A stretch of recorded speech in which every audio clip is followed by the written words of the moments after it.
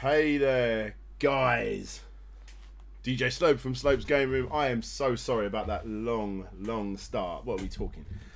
18 minutes late. Me and streams do not get along. I am the complete history guy, not the well, not the stream guy, obviously. If anyone wants to know the problem I was having, I cannot work out how to send streams to upcoming events. I just cannot work it out. So yes, if anybody is over on that previous event and they still see people, please send them over here.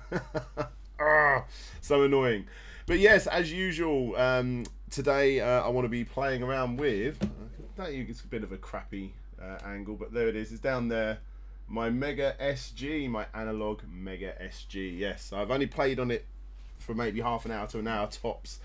And it's the first time I'm playing it with my M30 controller, woo, which is nothing but a good thing. But before we go into it, while we let a few more people come in, 68 people coming in, very, very nice. Who have we got in the chat? Would you like to introduce yourself? Well, you've got me, Andrew, who's always here in the background, doing always things. Always here. Yes, always here. I had to give myself literally, Andrew will tell you, I had to give myself a couple of minutes cool down because I was getting so angry with bloody, with YouTube.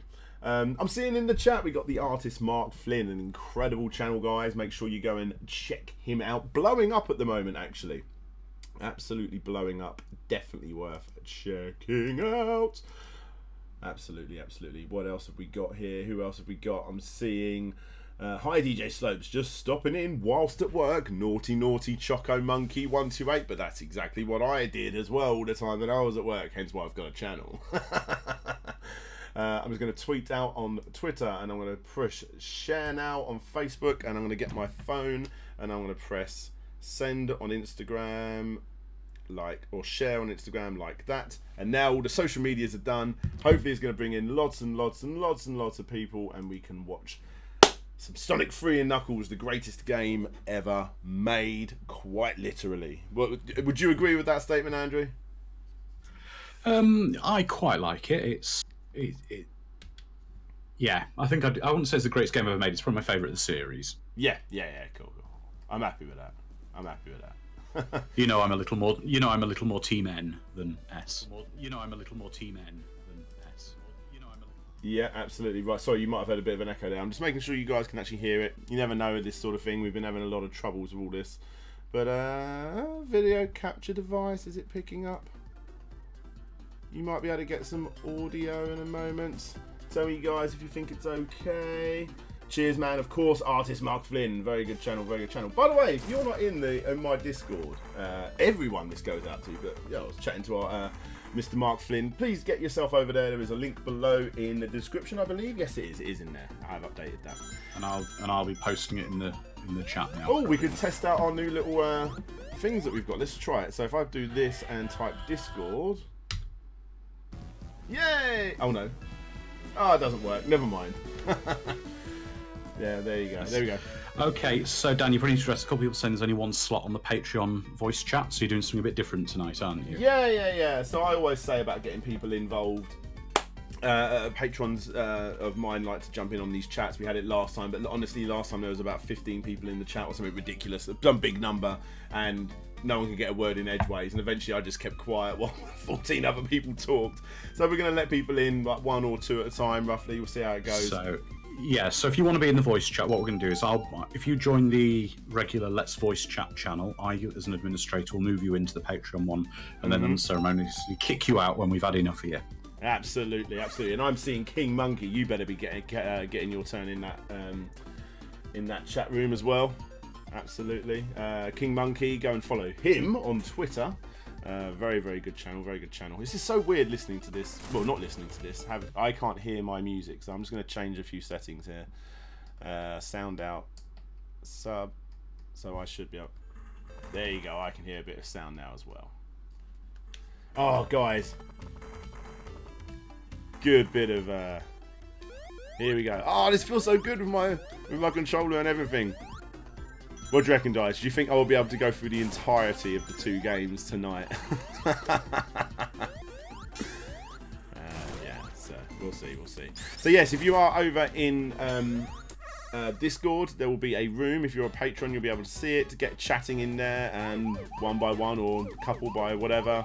Mr. Andrew Dalton will invite you in. I mean, that sounds about right. Who should we bring in first? I think Grizzly Crichton was in there first, so let's bring let's get Grizzly in. Get Grizzly in, absolutely.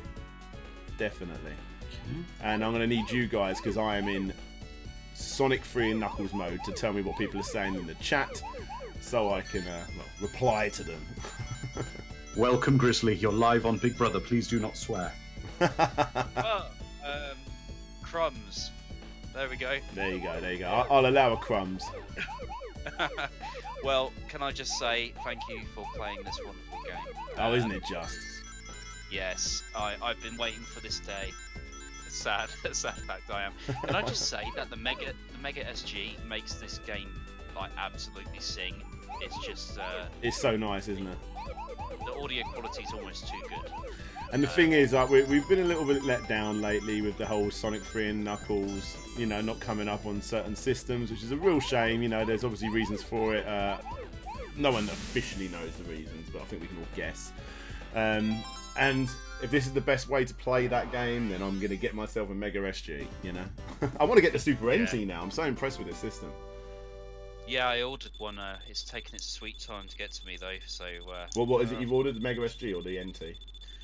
The Mega SG and a copy of Earthworm Jim 2 to go with it. Oh, not bad, not bad. Yes, I'll allow that one. Absolutely. I can't wait to stress test it. Yeah, absolutely. 180 games to do that with, so really look forward to that. Just bringing the collection downstairs and going to town. Everyone always says they want to get the games they had as a kid, and I definitely want to do that. But oh, come on! There we go. Which I definitely want to do, but I keep buying random games that I just like the look of. Like, for instance, Tongue of the Fat Man, awful game, but I like the box, so I bought it.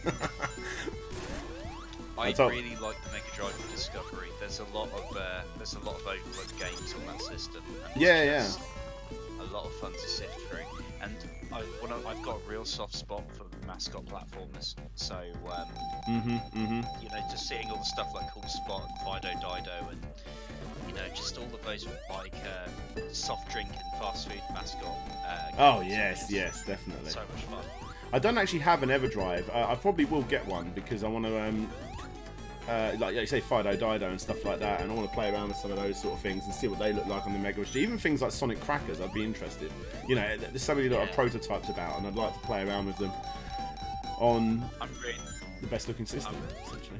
I'm really hoping they crack 32x gameplay soon. Oh, that'd be so nice, wouldn't it? I haven't actually updated mine, so I haven't got Ultra Core. I think it was called Hardcore originally, or maybe it's called Hardcore in some territories, I'm not sure. Do you know about that? There was a game on there? Yeah, it was Hardcore by DICE, and then they released it as Ultra Core, so trademarking or something like that. Sure, there you go. Probably. But yeah, it's like 98% complete or something ridiculous like that, so it's almost like Star Fox 2 syndrome. Absolutely. Andrew, could I just check with you, buddy? The audio sounds okay in the chat, doesn't it? You can actually like hear the game itself and stuff. Yeah, I just took my headset off, turned my speakers up. Sounds good. Just big shout out. We've got the Retro Man Cave in the chat. Oh, Retro Man Cave. We've got to get Retro Man Cave up in this chat as well at some point, definitely. You may be seeing me enter a certain cave by a certain Retro Man, so I'm not saying any names, but it might be him. Entering his cave. I'm entering his cave. Suspect. Well, I've just had confirmation, Dan. You can exclusively to the people on the stream say what's going on. Say what's going on? What do you mean? With the Retro Man Cave. Oh, right, I see. Right, okay. You can lift the veil. Right, okay. So, guys, the nitty-gritty of the event is still to be... well, I suppose we'll drip tease that. But, yes, Mr. DJ Slug from Slug's Game Room, a.k.a. me, will be entering Retro Man Cave's cave. I'll be able to try and do a good imitation with the whole "Hello, cave dwellers," you know. And yes, me, Andrew, Gary, and everyone are all going to be having a night where it's featuring me at Retro Man Cave's cave, and we're going to be playing. Oh, can I say? I think you can. It'll be the. Go on, you go. It's going to be the Well, it's the Laser Active we're going to be featuring. See, I'm a massive Sega fan, primarily of their 16-bit games, obviously. I might take this along, see if he wants to have a little look at this, if he hasn't had someone come over with it already. But yes, the Laser Active, for those that don't know, is almost like a hidden library. Not a massive library, but a hidden library of... it's the best way of explaining it, like a more advanced Mega CD. Yeah, kind of, because it has it's basically a Laserdisc player. Yes. It had its own bespoke games that were the Sega Laserdisc format, which only had about 20 or 30 games on it. That's right. Most of them are pretty dire, but it's going to be pretty amazing. Yeah, it's going to be great. Neil would love to see your new console. And Dan, go on, plug the extra special bit you're going to do after the stream. Well, we think, I actually need you, I haven't spoke to you about this, Andrew, I need you to fix my laptop for this, otherwise I'm bringing my whole PC. But yeah, basically, live DJ set from DJ Slope in the cave. So it's going to be hardcore music. I might chuck some like video game tunes in there as well. Jet Set Radio is always quite nice to mix when you're mixing up Fatboy Slim-esque big beat music. But it'll probably end up being quite heavy EDM. As Neil says, Rave in the Cave 2.0. Yes, the Rave in the Cave. So yes, I'm sure everybody in here already knows who Retro Man Cave is, but he's definitely one of the better ones on YouTube. I highly suggest you go check him out. He's not like me just saying, oh, you know, go and sub to someone because they're nice and they help me out. He's generally a very, very, very good channel, and you should all go and sub to him. Yeah, very good channel. Very, very good channel. I think your new bot, Dan, that you added, Nightbot. Yeah. It's a little it's a little bit of an OAP bot. It just suddenly responded to your command for the Patreon URL. There you go, there you go. So I've got to tell you about this bit, guys, this bit in the game. So obviously Sonic 3 came out before Sonic and Knuckles, as everyone knows. They split the game in half, all that sort of thing, you know. Basically made the game, it came out like within the same year. As a kid, back in the day, no internet, nothing like that, I had no idea Sonic and Knuckles was coming out. I bought Sonic 3 thinking I was going to be able to play as Knuckles, but I just couldn't, you know. So I completed the game. Still didn't unlock Knuckles, and I'm like, why are they teasing us with this character? And this particular part of the game really wound me up. The amount of hours trying to get into that little bit there, I'm not joking. Hours, nights, everything trying to get in there. Maybe if I like come in from this way and coming from this way and I do that little fire thing, maybe I can. Oh, I won't be able to do it. But yeah, I was just desperately trying to work out how to do it. And I just couldn't. And then one day when they announced Sonic Knuckles and you can play as Knuckles in Sonic 3, I was like, I know what the first thing is I'm gonna do when I get that game. Like it was that was a big moment for me. I remember on Bad Influence they actually showcased that as a feature, like Knuckles being able to break through those rocks. Yeah. Oh, I'll have to find that. If I ever, that would be a good like just a cool little midweek video, like moments in gaming that like blew me away. You always get the same things, don't you? Like the 3D in Super Mario, which was incredible, but I didn't have a Super Nintendo Mario, an N64 when it came out, so that didn't blow me away. You know, I went down a different path, as I'm sure everyone went around their own little path, and that was one of the moments that, wow, look at this. You know? Yeah, well, we've got some excellent. Sorry, guys, we've got some excellent people in the chat. We've got Neil would like Retro Man Cave, would like to know what's the verdict on the hardware. We've also got Gaming Muso saying hello to everybody and the Retro Future. Well, amongst so many other people. Late Night Review. Wow. Okay, so I've got to do a few shouts out here then. Okay, so to answer Neil's question originally, I mean, so the only problem with this machine is it is technically still emulation. It's the very, very best emulation you can get, and for the people that know what they're talking about, of all FGPA chips and all that sort of stuff, and I'm not even going to pretend that I know what that means, but from what I've read, my basic understanding is it's the very best emulation you can get. If you put it up against the Mega Drive, you're really not going to know the difference, except for the fact the biggest problem with emulation is the music. You're never going to be able to get the music just right, even on Sega's own releases. If you look at something like that new Mega Drive collection, as great as it is for 20 quid, if you play Streets of Rage and you've played it as the million times that I have, you will notice that it doesn't sound exactly right. And at least with the Analogue MEGA SG, it actually, a lot of people believe, sounds better on that than it did on an original Mega Drive, which is crazy to think. But yeah, there you go. So there's my verdict. It's a beautiful system, and I hate to say it, it's probably going to be the system I play my Mega Drive games on even more than an actual Mega Drive. Now there's a trick to this. You've got to go over that and get these coins, because you won't be able to get the coins afterwards to get the perfect, and then you go back and get it. There you go. Did he just do what I think he just did? Oh, you got the delay. Oh no, it's not too much of a delay. No, it's the coins thing. Yes. The Sonic game. Oh, Cardinal Sin there. Ooh, pushing it. Oh my god, did I say coins? Sorry, rings. Right, sorry. Right, who else? Who shouted out there? Gaming Muso, big wave. Guys, go check out Gaming Muso. Very awesome channel. Very eclectic channel. He's obviously a gamer at heart, but he's also well into his music, and he does a few like one of my favourite ones actually, which is quite crazy, a Beauty and the Beast cover, which is very good. So it's obviously nothing to do with gaming, that particular video, but yeah, it's a great video. And who admit was the it, other Dan, person? you like some Celine Dion. Oh no, thank you. Keep the Celine Dion away. And who was the other person? I saw the Retro Future, fantastic YouTuber. Me and him chat quite a lot, and we both hit 100k roughly, I think within days of each other. Great tuber as well. There we go. That's all the plugging I'm going to do for a little bit. Don't try and say hello, because I won't plug you for at least 10 minutes. There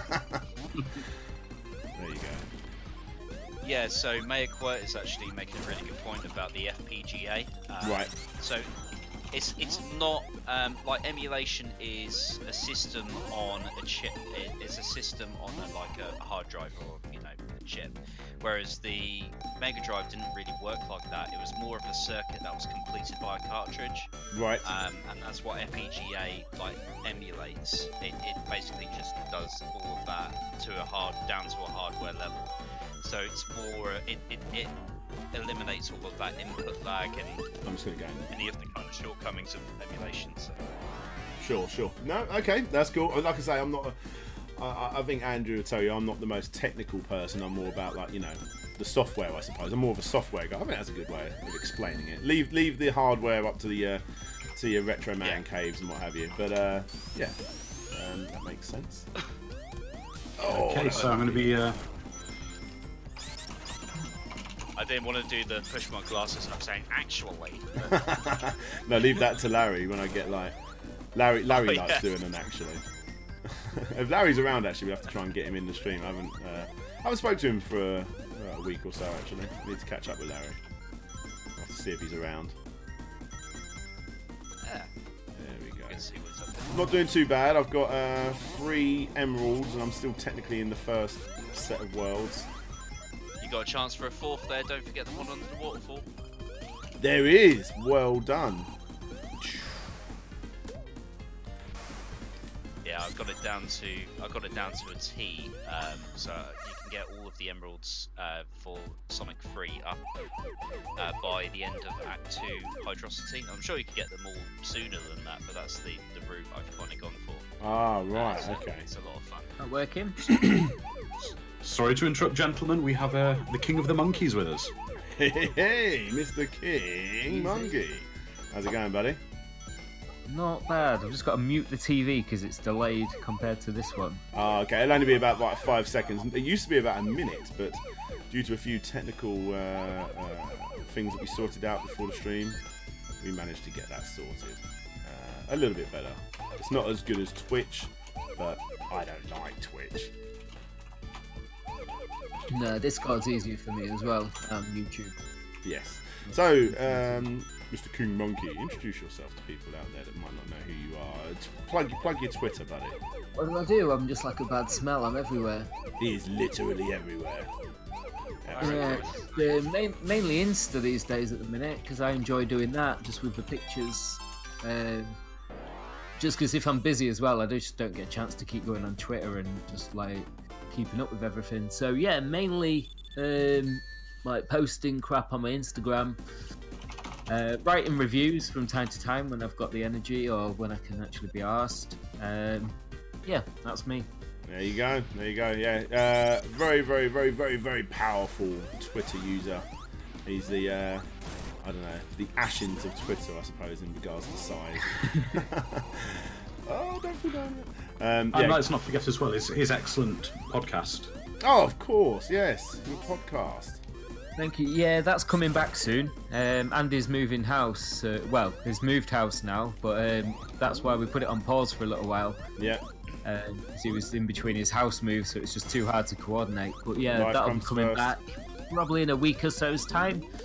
So we've got a few plans to do some ZX Spectrum episodes. So I've actually got this is the one I like. start playing some Specky games. Okay. But you're a bit of a hardcore Mega Drive fan, aren't you? Yeah, that was my main system, and then now I spend a bit of time on Saturn just because it feels like a natural progression of the Mega Drive that I never had because I never played it back in the day. Yeah, So I enjoy doing that. I grew up like hating on the Sega Saturn a little bit because obviously when you're younger, you become a lot more fanboy-esque, don't you, for the system that you own. And Yeah, it was never on my radar for me. It just it was just PlayStation. That was it, because we back home we had chipped PlayStations, and we'd bought a CD writer between me and 4 mates. oh my god, yeah. Wow. Yeah, we basically just used yeah, live exclusive. Okay, so Grizzly, sorry to be the one to do this, mate. We're going to swap you out for Mayor Quir to maybe bring you in a little bit. So do you want to say bye to everyone for now? Bye everyone for now. Yeah. I totally get it. No worries. Let's bring the next person in. Who have we got coming in? I'll let him Quir. introduce himself. Yes. Here we are. And here's Mayor Quirt. You're on the mic. Yo, Mayor Quirts. How's everybody doing? Not too bad, buddy. Not Very- too bad. You're very quiet. Can you turn your Discord mic up a little bit, dude? Alright, what's Okay. Just hold right while I read a comment or two. Mellow Gaming, how's it going? Yes, I'm doing very well. Hello to you, Mellow Gaming. I've seen a few people talk about Manchester. Yeah, yes, the Manchester Play Expo event is going to be awesome. I'm actually working on something incredibly awesome for that event. It's not going to be the typical, 5 YouTubers sitting on a panel, people asking us what our favourite game is, our first game, that sort of stuff. I've actually got something really quite cool and exclusive for that. And I know quite a few other YouTubers going as well that are going to be on another panel with me. So oh no! Overshot it. Damn it. First death of the game. Oh, what a fool. But yes, that's going to be good. King Monkey, can you tell us about any of your recent purchases? Any more vinyl? Because I know Dan's mad about vinyl, and I saw you were playing the Mortal Kombat album the other day.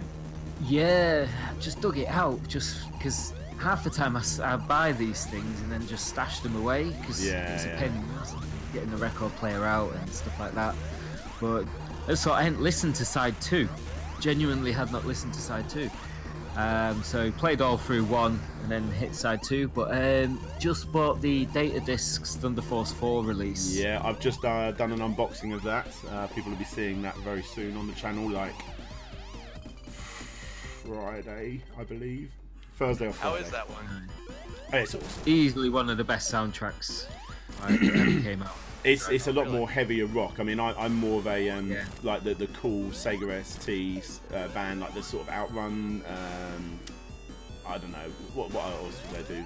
Super Hang On, that sort of thing. But it is still fantastic. It's still great. I'm more familiar with Thunder Force 3 and like AC, Hyperdual, that kind of stuff. I've never played 4. That's still cool though. Bit of Thunder Force 3. I should do a Thunder Force video one day.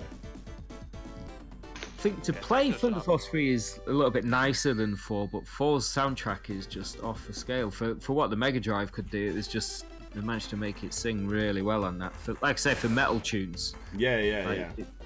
It was to its strengths. That was one thing. Like you've got like the Super Nintendo more orchestral, haven't you? Yep. You know, with like, and it's just not as heavy. Whereas the Mega Drive obviously was a bit more limited, but it played to its strengths with that soundtrack. Absolutely. Whoa. Dan, there's a question here from Old Style Gaming in the chat for you. Do you say Dr. Robotnik or Eggman? Robotnik. I'm okay with Eggman. I mean, it's like, that's what he's known as now. Is a lot more familiar. You know, I mean, my younger son, he likes like Sonic. Oh, what's it fucking called? Sonic. What's the new cartoon called again? Oh, Christ, yeah. I've lost it off my mind. I'll watch it. Sonic Boom, is it or something? No. Sonic Boom, that's it. Yeah. Yeah. He's called Eggman in that, and like, I don't want to sit there and confuse him. Like, back in my day, he was Robotnik. And let's put the question to Megwort and King Monkey as well. Well, for me, it kind of depends on which incarnation we're talking about. Yeah, I think that's pretty much what it comes down to. Because there's certain incarnations, you know, where it's just, I don't know, it's Dr. Robotnik, but then there's some of the more silly ones that you see, like, you know, the 90s cartoon they had, and some of the other ones where it's like Eggman. I don't know, it just kind of depends. I always remember Eggman being more Sonic taking the piss out of his name, sort of thing, rather than calling him what his real name is, you know? And that's how I saw it as a kid. A lot of the chat are calling him Robotnik. Yeah. Well, I've got a retro following, haven't I? So. Yeah. I'd be disappointed in my followers if they'd said Mean Machine, wasn't it? Yes, exactly. And then in the comic that they gave away with Mean Machines, when it has his origins, he was from the planet Kintabor, wasn't he? Which is Robotnik backwards. We've got a question from Juan Gomez with lots of fours. Are you really a DJ? Why do? Why do? Why do? Are you really a DJ? Yes, I am really a DJ. I don't DJ as much nowadays. Why am I trying to get that with the bubble? As I used to, sadly. But you know, it's just the way it is. He's an epic DJ, by the way, because he DJ'd at Play Blackpool, and it was yes. Amazing. Yeah, that was a good set actually. I quite enjoyed that. I'll probably play quite a similar set for when I play at Retro Man Cave's Cave. Maybe I can get some samples of Hello Cave Dwellers. No! With genuine Samwa parts. That's right. No, get back! Yeah, I've been wanting to ask, have you had a chance to hook up a Mega CD up to your EverDrive, or up to your Mega SG yet? I have not, no. I don't actually have... I used to have a really decent Mega CD collection. But I don't anymore, very sadly. I could play... What can I play on it? I've got like Thunderhawk and an old football game, and that's it. I used to have like 30 odd games. Like, when I say used to, I'm talking like less than 5 years ago used to. But I had to sell them. It's all part of making YouTube my full-time thing, going full-time with it, all that sort of thing. I had to make a few sacrifices, and that was one of the sacrifices that had to be made. But if it's worth picking one up. I mean, apparently it's like the best way to play Mega CD games. And you can, not to be that guy, but you can stack a CDRs. Yeah. Yeah, well, they're all going to fail eventually, aren't they? Yeah, exactly. So, yeah. I think it's the best way is just at least we've got records of them when all the disc rot takes out all the actual genuine copies. Yeah, absolutely, absolutely. Disc rot is a real thing, and it's starting to happen in the games that we buy nowadays. I know a few collectors, like GameTap, that actually would checks all of his CDs before he buys them when he's at all these retro shows and stuff. Exactly. I mean, I'm fortunate none of my Laserdiscs appear to have bit rot in them yet, but it is a real thing. Yeah, what it just makes you wonder, doesn't it, when you're paying like Hyperjewel prices for Saturn, you know, these kind of things, and you're like, well, essentially all you're going to be paying for is the manual and the inlays. Yeah. Because the game, you're just going to end up having to use a CDR. Oh, idiot. Well, at least it gives you a reason to use backups. Yeah, absolutely. That's how I see it. Yeah, exactly. So I'm going to change the subject for a moment, guys. We're going to talk about the Sega Mega Drive, the new mini one that's been announced. Yes. Yeah. Yes. I'm going to ask everyone the questions to the chat and to yourselves here. What would you like to see? I mean, let's be realistic here. It can't have every game ever made for the Mega Drive Genesis on it. But if you could pick one game that's missing from the selection, and just one, what would you pick? Oh, just one? Well, I mean, I'd want this. You could add one to it. I'd want this. Well, Dan's playing it, I'm sure. You'd want that one adding, would you? I would, but at the same time, I feel like it's a bit of a wasted guess because I don't think it's going to happen after. It'll never happen, will it? Nah. I mean, it's just the world. We've got someone saying Comic Zone. Yeah, I mean, Comic Zone's already on there. That's making it, though. Rocket Knight Adventures. I reckon there's a good chance that'll be on there. Oh my god, why am I doing so bad at this? Have they announced Gunstar Heroes for it? Yes, they have. Yes. Yeah. And the thing is, you know what I think makes this so bloody awesome, and like if it's as good as like what I'm predicting, Sega have knocked it out of the park. A lot of people that bought the Super Nintendo Mini, I'm just using that as, you know, Mega Drive versus Super Nintendo, but a lot of people out there that bought it to like, you know, to rip it apart and put every game on there, which is, you know, fair enough. You do what you want to do, but if M2 are genuinely doing all of the games, and I mean not just the Sega, not just the typical, you know, like Sonic 1, 2 and all that sort of stuff, but if they're actually doing some of the other stuff that's been announced, isn't that one of them the Castlevania game? Yeah, that for me sold it. It's like straight away because it's worth its value. Yeah, exactly. And I mean, like this, I mean, I'm a realist. If you play any of those Sega Ages games on the Switch, like they are better than playing them originally on an original Mega Drive, on an original cartridge, for all of your proper OSSC oscillators or via the Mega SG. They are the best ways to play them. They've done so much more than just a typical emulation. And if that company are doing things like what they've done with that Castlevania and other stuff, no one's going to want to fucking, you know, put another 150 standard ROMs on there. These are going to be the very best way to play those games. Yeah, I agree. It's exciting. Seeing a couple of interesting game requests from people they'd like to see on it. We've got Virtua Racing. Yeah, that's. I think because of the Switch getting it, I think it's unlikely to. No, I suppose so. But then I suppose you got like Sonic 1. I suppose like Sonic 1, don't know. Oh, there's a couple of interesting. Even if it's the same game, if like what Dan's saying, if M2 have actually tweaked stuff, then it changes that anyway. You know, straight away. If they've done little tweaks, certainly does. But Game Ground is both on Sega Ages and on this, I believe. I'm sure I saw Game Ground on the thing. A couple of very interesting other ones here. There's a very good shout here, but I think just from licensing it can't happen. Old Style Gaming is saying RoboCop versus Terminator, which is a great game. But from a licensing, but I think from a licensing point of view, that ain't right. Yeah, I mean it's like the other massive licensed game as well for the Mega Drive that was the third best-selling game on the Mega Drive, I believe, Aladdin. I mean that would be a dream if that was on there. I think the problem with Disney licenses is they expire so quick, don't they? Like what happened with the remake that was on Xbox 360. Like they only get so long before they have to remove them.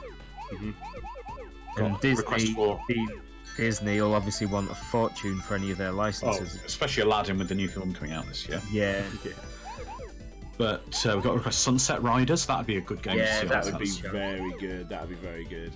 I'd love it. Eternal Champions. I mean, that's a game I never actually played. What about you, Dan? I've played it, but I've not ever really enjoyed it, if I'm honest. I mean, it's fine. Put that on there, though. I mean, I think they will put it on there, but I don't think they need to. Like, I could, if they didn't put it on there, I wouldn't be missing it, you know. Then we've also got NBA Jam. That's that would be excellent. Yeah. My Mega Drive. I'd love to see that. Yeah, that would be cool. Oh, an M2 make of NBA Jam would be brilliant. That would actually be brilliant. Yeah, I think even just changing some of the rosters, I suppose that goes down to licensing again, though, when that happens. Yeah, exactly. Populous. That's an unusual choice. That is an unusual choice. Yeah, I've always preferred Megalomania to Populous. I loved Megalomania. Absolutely loved Megalomania. Just giving a shout out to Shezes. I never get the name right. In the chat, everyone in here will know who he is. Awesome channel. Just pausing it a sec. Who else am I seeing here? I did see someone else pop in, but I lost them. Everyone's just gonna have to chat again until I see him. Oh no, it's Media Glitch. Hello, Media Glitch. Sorry it's taken a while. I hope you're still in there, mate. Another very good channel. There you go. Gosh, so many good requests from people here. We got Mercs, Wonder Girl, Earthworm Jim. That was like one of my favourite games on the. Oh my god, an M2 Earthworm Jim. Yeah, that would be class, wouldn't it? That'd be so good. An unusual one. Theme Park. I mean, that's the version I played the most, even more than the PC. But you know, time moves on that you don't need that version, and that's the problem with Earthworm Jim as well. Sadly, the best Earthworm Jim is on the Mega CD. So. Yeah. And again, we've got Spider-Man versus the Kingpin. Again, a good game, but I love that game. Yeah, it's a but good game. that ain't gonna happen because that's some sweet Disney bucks needed for that. Yeah, and again, the Mega CD one actually improved on it, didn't it? It did. That's the thing with the Mega CD. A lot of the games, like I'd say, a heavy majority of the games are just better versions of Mega Drive games. Like even like Prince of Persia with his little cutscenes and all that sort of stuff. Well, Discord and Patreon extraordinaire Tim has just come up with a great suggestion everyone's forgotten about: Road Rash. Road Rash. Yeah. Yeah, that's I'm kind of shocked that isn't in the list. Well, they've only announced 10 of 40, so there's every chance it will be. Yeah, it's fingers crossed for some of these. Like, games, I prefer awesome. Road Rash 2. Yeah, I did. Yeah. Hopefully one of the Thunder Force games makes it on the list. Yeah, that would be lovely. I think has to, really. They have to have at least one of them on there, don't they? Nobody to pick from though.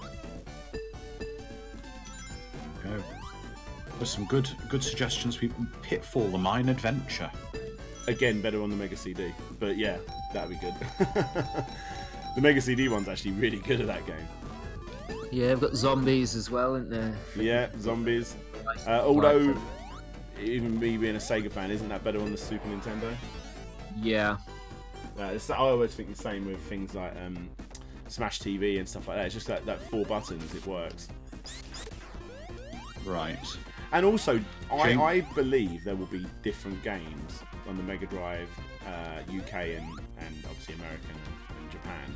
Because are America getting the 6 button, or is it just the UK getting the 3 button? I think it's just the UK. They've got the 3-button Genesis pads, I think.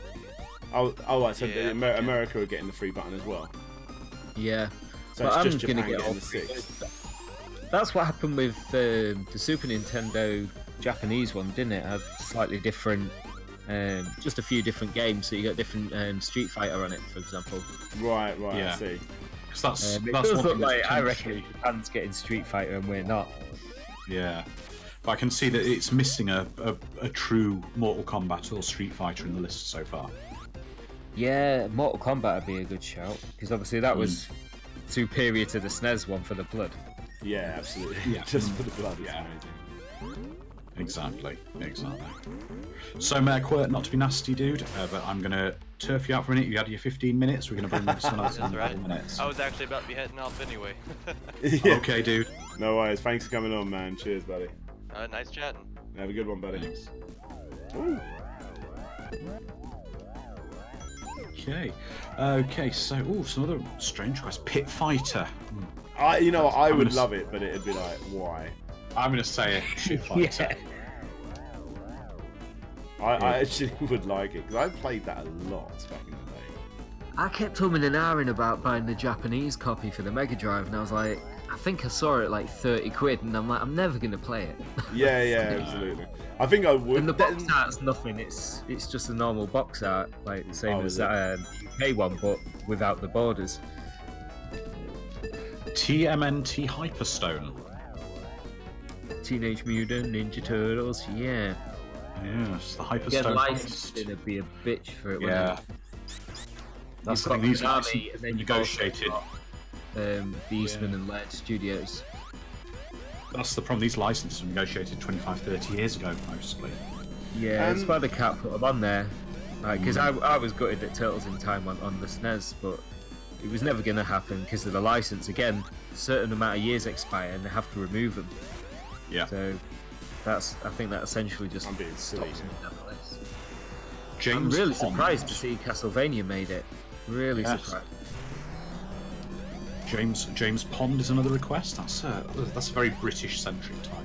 It is, absolutely. Yeah, I do hope that the UK, even if it's just like one game, like James Pond, I hope they get it different than America.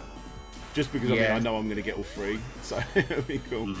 And also, that makes me wonder, like, do you think M2 will also do the... Oh man, I'm doing bad. Will also do, like, if because there are going to be exclusives. I'm sure there will be.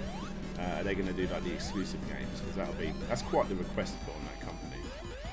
Well, I think the key is going to be are they writing an emulator, or are they effectively recreating the games? Yeah. dream would be if they did it a bit like that NES, the NES Classics remix, where it's like the proper game, but they also had like little bits on there, you know, make it a little bit cooler. You know, get to the end of this level without jumping or something, whatever it may be. You know, it'd be cool if they was able to get that on there, and they are known for doing little weird things like that. That'd be cool. Ghouls and Ghosts. That's a classic. I'm seeing Last Battle. Brutal difficulty. Fist of the North Star. Is it that game? Might be. I believe that's a Fist of the North Star game. Yeah, you're right. It is. That's the US version, isn't it? Yeah. Some interesting one. Flicky. I'd be so surprised if that's not on there. It's the easiest one for them to do. And it's not a bad game. It is Fist of the North Star. It is Fist of the North Star.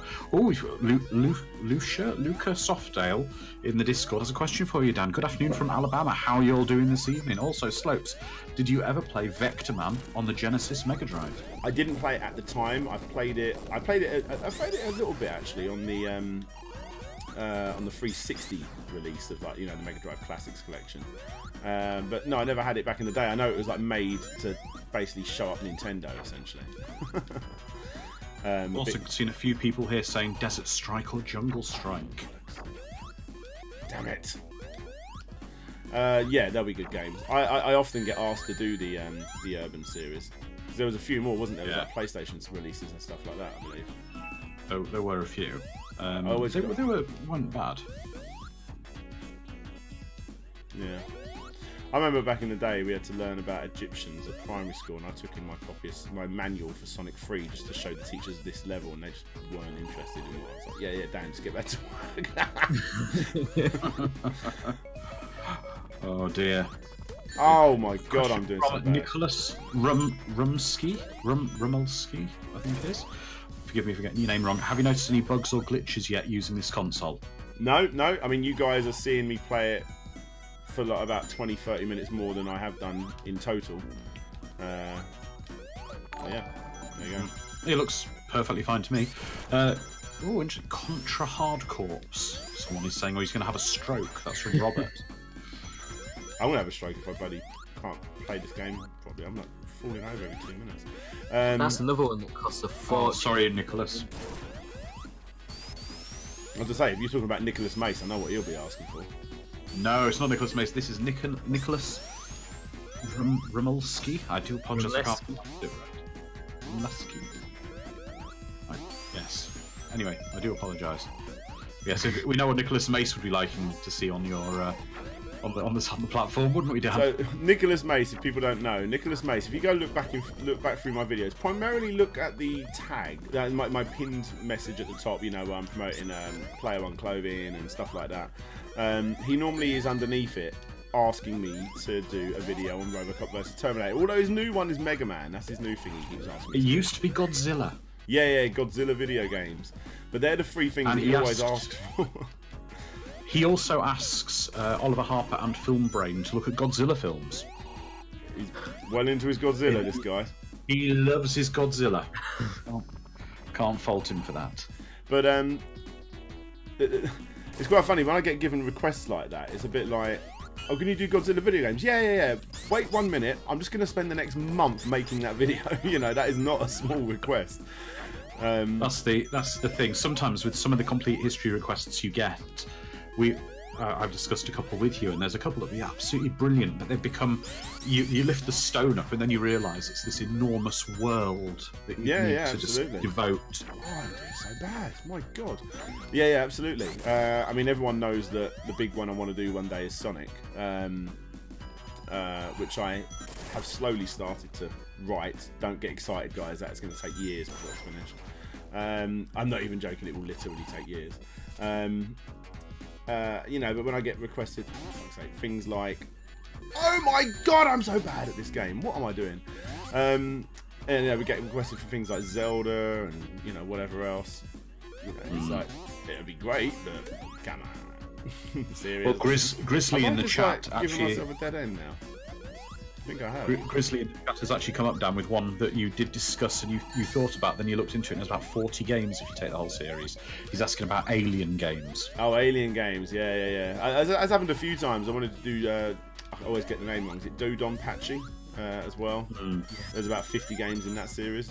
I thought there was like 5. You know. Even though there are a lot of games in some series, I mean, like I did Metal Slug, and there was over 40 games in the Metal Slug series when you start taking into account the mobile games, and that was easy because they were mobile games. So I mean, yeah. But when you've got a franchise that's been around since the dawn of the 8-bit era. Yeah, exactly. Yes. Yeah. I mean, the old history in the games series that I've started doing has definitely opened up that sort of thing, and I will tackle some big ones. I'm sure one day you'll see me do the Teenage Mutant Ninja Turtles, cover every single turtle game, which will be a ball ache, but I'll be very proud of that video. You know, that I've got to do that for my younger self. Your series is the history in the games, isn't it? Yeah, that's what it's called. The game. That was the films in the games, is it? Sorry. No. Sorry, the history in the games. History in the games. History in games, is it? Right. Is there anything anyone in the chat suggestions? Because don't just talk about like TV shows and movies. Starts off. I mean, things like comics and things like that. You know, I'd like to look into that. One I would be very interested in, because I always sometimes look at the ones where I find the interesting history, rather than look at the amount of games this one's got. But I've always been fascinated by The Mask, as in Jim Carrey's The Mask, because originally as a comic, that was actually quite a brutal comic, and not many people realise, but they brought that in to make that movie originally as a horror movie, and it was going to be the new replacement for Freddy Krueger, as you know, Nightmare on Elm Street films were dying about. And you know, obviously loads and loads of changes happened, and it turned into a Jim Carrey comedy. And there's a couple of great requests in the chat, but they are maybe a little big as well. Go on. We've got X-Men. X-Men. I mean, it's not out of the realms of possibility, I suppose. I mean, especially with like the amount of X-Men films, I could always. I always like doing things that are, you know, things that are coming out for obvious SEO reasons. Yes. Next one is Batman. I mean, wow. Where would you start? That's huge, isn't it? The amount of changes. I mean, that's got to be the movie as well that's been redone, and comic that's been done in so many different ways than anything probably. I'll be fair, Batman actually has had some decent games. Yeah, it has. It has some great games. Although Batman Returns for the Mega Drive was probably the only game I ever sold as a kid. I didn't really like it. Really? It's actually the anniversary of Batman. He's 80 years old this year. Wow. Is he? He's looking good for 80. It's not bad, is he? Still kicking. It is a little controversial topic. I don't really rate the Batman, like those you know, the movies, Heath Ledger movies. And all that. I mean, they're fine. That's your choice. I mean, you're wrong in it. With your opinion, you're wrong, but that's your opinion. I mean, they're fine. I mean, they're not bad movies. I think it's obviously, you know, it's the buzz behind them. It's like, yeah, they're all right. Oh, you've had a super chat from Bingy Bingy 2000 saying you should do a complete history of Myst. It might be you, but someone keeps asking me for that. Is it you, Bingy Bingy? But yeah, people do ask me for that. It's not my audience, but that's never stopped me in the past. Yeah, I mean, perhaps. I mean, it's definitely worthwhile. It's one of those ones I just have to go out and look because I don't know it. You know, I don't know it off the top of my head. I know that there's a bloody ring in one of these walls, and I can't work out where it is. Oh, that's a great one from Kermit the Master, and we've got Neil, Retro Man Cave, and Grizzly all saying that'd be great. Prince of Persia. I have slightly touched on it. It's not a complete history, but I have slightly touched on Prince of Persia with like my third ever video, which was my history of cinematic platformers, or like my brief history of cinematic platformers. I talked about it in that. But yeah, I would love to do it. And also the 3D games are like some of the best. That made me want to buy an Xbox when I saw that new version of Prince of Persia they made, the 3D one. That was such an incredible game. So good. And even some of the later ones like the 360 and stuff like that, you can pick them up for like £1 now. They're like incredible games. Certainly are. But we've also got SNESman, the history of Friday the 13th games. Yeah, that's a very, very possible one. Now that's a perfect suggestion because that won't take me very long. You know, there's not hundreds of them. No, there's enough to make it interesting, and there's enough of a history of Friday the 13th with all of its movies, comics, board games. The controversy. Yeah. Ooh, and the controversy around the recent game. Yeah, absolutely. The one that got a few companies telling me off. There's that one. Let's see what else we got here. Oh, Fishdog is saying the history of Sky TV gaming shows. I'd say that's more up the awesome Kim Justice's alley. Yeah, kind of Kim and Larry, I'd say. I think if you look at Kim's channel, she's actually done some stuff about gaming TV and features the likes of Games World and Gamesville on Sky. Yeah, I'd highly suggest if anyone out there that doesn't know Kim Justice, some of her like more documentary type videos, I genuinely believe, and I've said it many a times on panels, are genuinely some of the best videos on the YouTube. Very much. Do like very much so.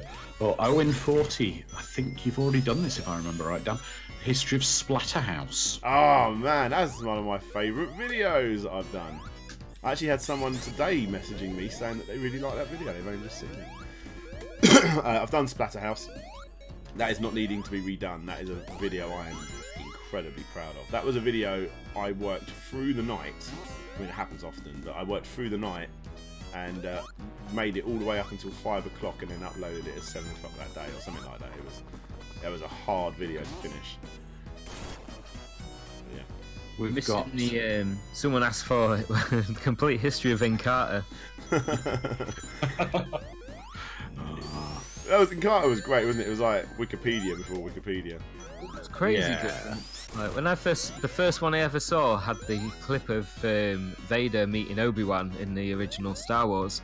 Right. And it only played in like a postage stamp video window. But it seemed amazing to even be able to see. I remember early days of me on the internet. This was like 94-ish, 95. I remember spending like all morning on a Sunday morning downloading a 2-minute QuickTime trailer in postage stamp resolution, just to be able to watch it. And it was like, oh my god! Sorry for the potato quality. Yeah, no, who was it? Grandmaster Flash and the Furious 5, The Message. They had like a little clip of that song on Encarta to demonstrate hip hop. It was like, oh, that was close. Have I just got another one? Oh. You have indeed. Oh, you made me die because I had to look. Your take on Wizardry or Ultima? I'm so sorry. Thank you so much for the $2. I know nothing about those games or whatever they are. I don't know. So my take is nothing. Retro Man Cave would like a history of Carmageddon. Ah, well, you may be in luck because I started that script not long ago. So you'll be seeing that at some point, and that's 100% going to happen. Literally, that script is not halfway done, probably about a third of the way done. Awesome. I love that game. Yeah, I do. It's got a cool history.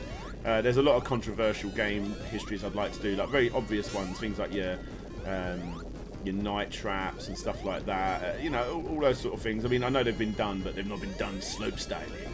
And I'd like to give them a slope game treatment. Interesting one from Tim, but I think it's just too big to go with, Dan. It's too big a rod for you to get to the top. Ocean movie tie-ins. Is there a stupid amount? Yes. Yeah. Basically, in the from about the mid-80s to the 2000s. Yeah. If a movie came out, Ocean had the license for it. Ocean actually had an office set up in Hollywood, and they were buying the rights to games at the script stage films. I think I'm starting to be really crap at this game now. I bet everyone's. I think they got RoboCop really early, didn't they? Yeah, they got, which is why they got it for absolutely nothing. Yeah, I think it's like 20 grand or something stupid. Yeah, because no movie studio had a clue about it, so they just let them go for like no money because they didn't realise that there was money to be made from them. Exactly. Yeah, and Ocean were all over it, weren't they? Colin, I saw you put another 2 down. Thank you so much. There it is. There's the notification. Is that about the mutant sports games? Mutant sports games. They are very good. They are very good. And they even had that the Kickstarter, didn't they, for the more recent one? I don't know if it was like an official sequel. I'd have to have a look into it. But yeah, they were good games. And didn't it have a TV show as well, like a kids' TV show, I believe? I should know because if they did, it's one that I talked about in a video. But yeah, I'm not sure. I'm pretty sure it had a little kids' TV show. I never watched anything sports related. Like I was almost like silly anti it. But yeah, that one I remember I watched quite a bit and got into. But there's certain sports games you always give the time to, don't you? Like your NBAs and stuff like that. And yeah, that was one of them. Another one from Grizzly here. Oh, now this one I think could be up your alley, Dan. Complete history of Tiny Toons. Yeah, that's up my alley. That's up my alley. I was genuinely looking it up the other day because I saw something for Animaniacs and I was like, that'd be quite cool doing something like Animaniacs, and then that's where it led me. It's going to come from the top. What was the what was the Tiny Toons game on the SNES? Buster. Buster Bust Loose, wasn't it? That's it. I really enjoyed that one. Kim got one recently, I think, in a pickups actually, a Tiny Toons game for the Mega Drive. They also did a Sports Day one. I've got them both, but the Japanese titles are different from the UK ones. Are they so still there was one Tiny that's like Toons? Wacky Sports. Are they still Tiny Toons or they reskinned them? Yeah, no, they are. Yeah, I think the actual Tiny Toons genuine games. Yeah, not reskinned. Right, I'm seeing Complete History of Command and Conquer. That is one I've always wanted to do since the beginning. So it will happen. I'm also seeing any news on the slopes caps. Yes, so we're doing a bit of promotion on the slopes cap before they go live. We want to get them out roughly within the next month. And they're going to be these ones. I don't know if you can see. Let me pause it. My camera's going to be a bit rubbish. One sec. Full webcam. There you go. So over on my game shelf there, at the very top, there you go. You can see it. There's a little Slopes Game Room hat. And that was my original one that's like grimy dirty, where I wore it all the fucking time. And yeah, this one's actually like 3D printed. It's actually got like foam behind the lettering and stuff like that, so it like pumps out. But we're going to do a little bit of promotion on it first. Me and the guys over at player1clothing.com. And here we go. Let's do a little shout out for them. Bang.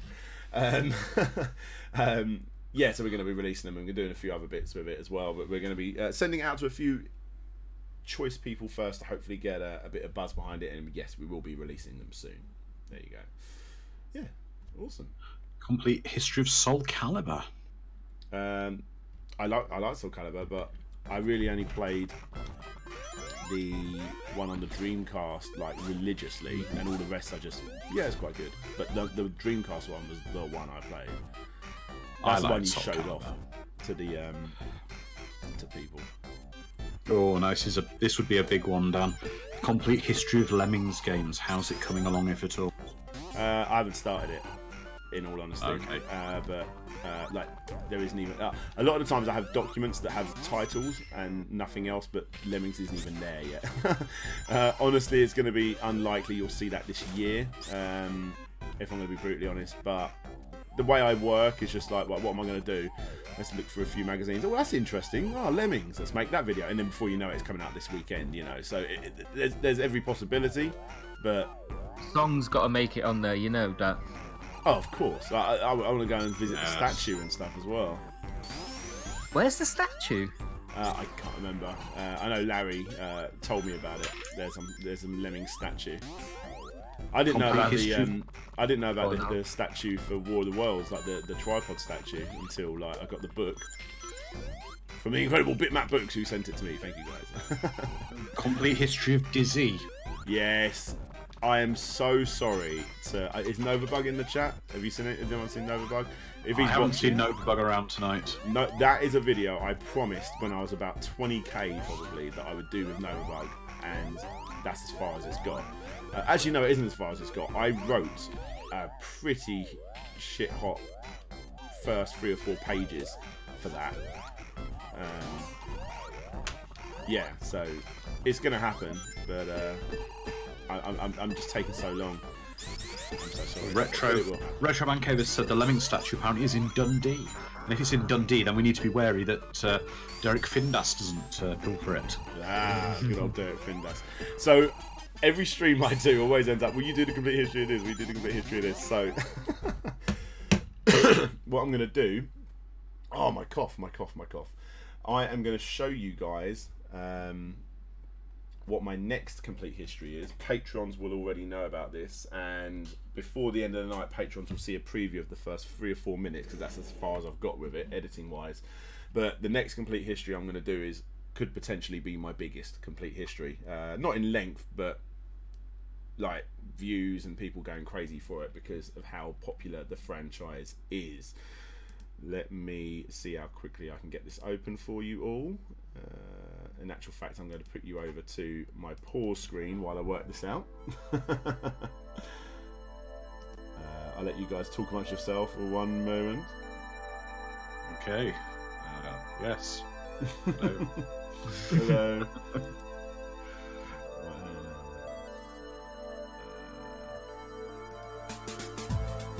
I like that one. That t-shirt I can see. Yeah, I'm just looking at the screen now. Yeah. Oh yeah, guys, do go check out Player One Clothing. Yeah. Yeah, Mega Drive 1 always wins for me. That's what I'm wearing right now, it is, but the camera's too high. So, I'm quite proud of this upcoming complete history. Does everyone want to have a guess? It begins with M. Well, don't you guess? I think both of you. I'll be quiet on the Patreon. I've seen it. I know Vintage are very quiet.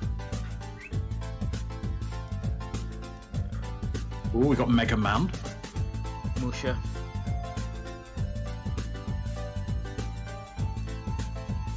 Mortal Kombat. Mortal Kombat. Alright, let's go. I'm so bad at... Michael Jackson games from Owen 40. Topical. Oh, I've done Michael Jackson games actually. That was one of my very first videos. It genuinely was.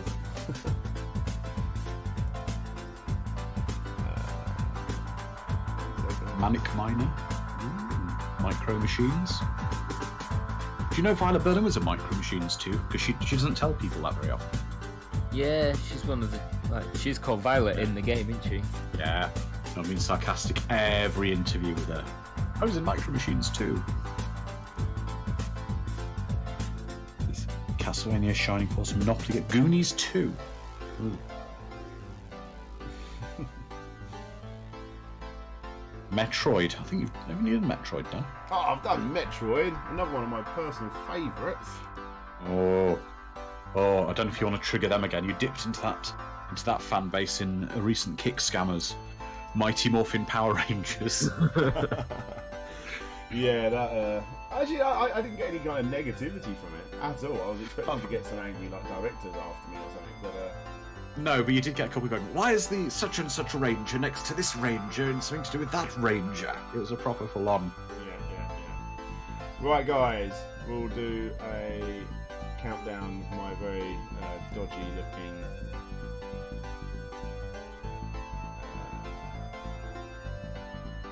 come on, overlay. I don't know. Video capture device. We're going to put it there. Yeah, that was it. And guys, this is the next complete history. Ta-da-da! Yes, it's going to be a big one. It's going to be a big one. Sweet. Oh, it's not changed on the stream yet, but I've got to say Thrift Bites are came up with Mary Kate. Damn it, Dan the guest. Yeah, so this is not as big as you would expect, because there's... Once you've talked about the history of a couple of the games, it's really just an advancement on what came before. But the history behind some of those early ones is still very interesting. Yes,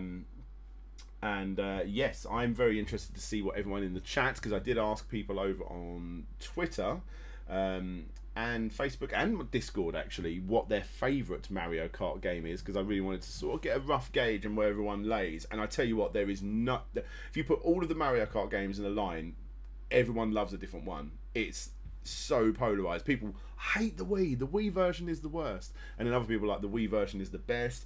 I am a Mario Kart 8 fan. That's my personal favorite, and I dislike the SNES version the most. I think just because it's advanced so much since then. But there's people out there. I'm seeing people in the chat there saying, who was it that just said Mario Kart SNES is the best, full stop, says old school gaming. And I tell you what, like, every single person has a different opinion on what the best Mario Kart game is, and the worst. So to interrupt you for a sec, Dan, I'm just got to say the amazing Expedition theme park has just appeared in the chat. Just popped in to say hello, and he loves Mario Kart 64. Ah, yes, I have chatted to him. He's a big N64 fan. Yes, Expedition theme park. If you're a Discordian, my friend, you can feel free to jump in the chat. Yeah, feel free. But yeah, there you go. That's my next complete history. So thank you all so much, and not to do it for the obvious reasons, but Patrons will get to see it a little bit early and in its progressive state. I've just rendered the first 3 or 4 minutes. I haven't even watched it myself because I ran onto this stream, and then that'll be uploaded for Patrons after this stream has done. But yeah, there you go. Let's get back to the game. Yes. There you go. But oh yes, sorry. Even though that video is the next complete history, it's not my next video. There's actually, this is going to be the biggest week ever for Slopes Game Room. There is another 3 videos going up before that one at the weekend. So you've already you got my stream tonight, and you've got 4 proper videos coming this week. So fans of the of Data Discs will know what one of them is.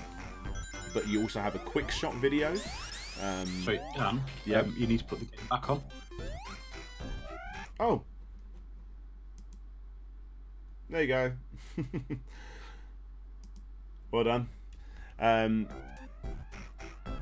Yes, one of them is a Quickshot, which I'm quite excited about. A lot of people have actually requested it, and a lot of other people I've shown it to. Like, I didn't know this existed, so that's quite cool. And another one is something to do with the Mega Drive Mini, or is it? Have to wait and see. Have to wait and see. Yes. People are asking, saying you're a busy man. How do you do it, Dan? The secret is you don't sleep, do you? Actually, I'm angry at myself. I feel like I've really let people down this last month because I've been going quite heavy with exercising, and I keep doing these things where I go on exercise classes on like Monday mornings or so, and even though they're an hour long, after you've like got back and you've had your shower and you know you've tried to calm down a bit, before you know it's like midday and I'm just not getting as much done. So even though my health is better and I'm feeling good about myself, like I generally did 5k run before I started the stream tonight. I'm not getting as much content out. Oh yeah, I found another one. There you go. Question from the Nintendo freaks, and I think I know the answer, Dan. Will you be doing a video on Avengers Endgame? No, I won't be. No. It's not my bag. I have been toying with the idea, because I've got that second channel that I don't really do anything with.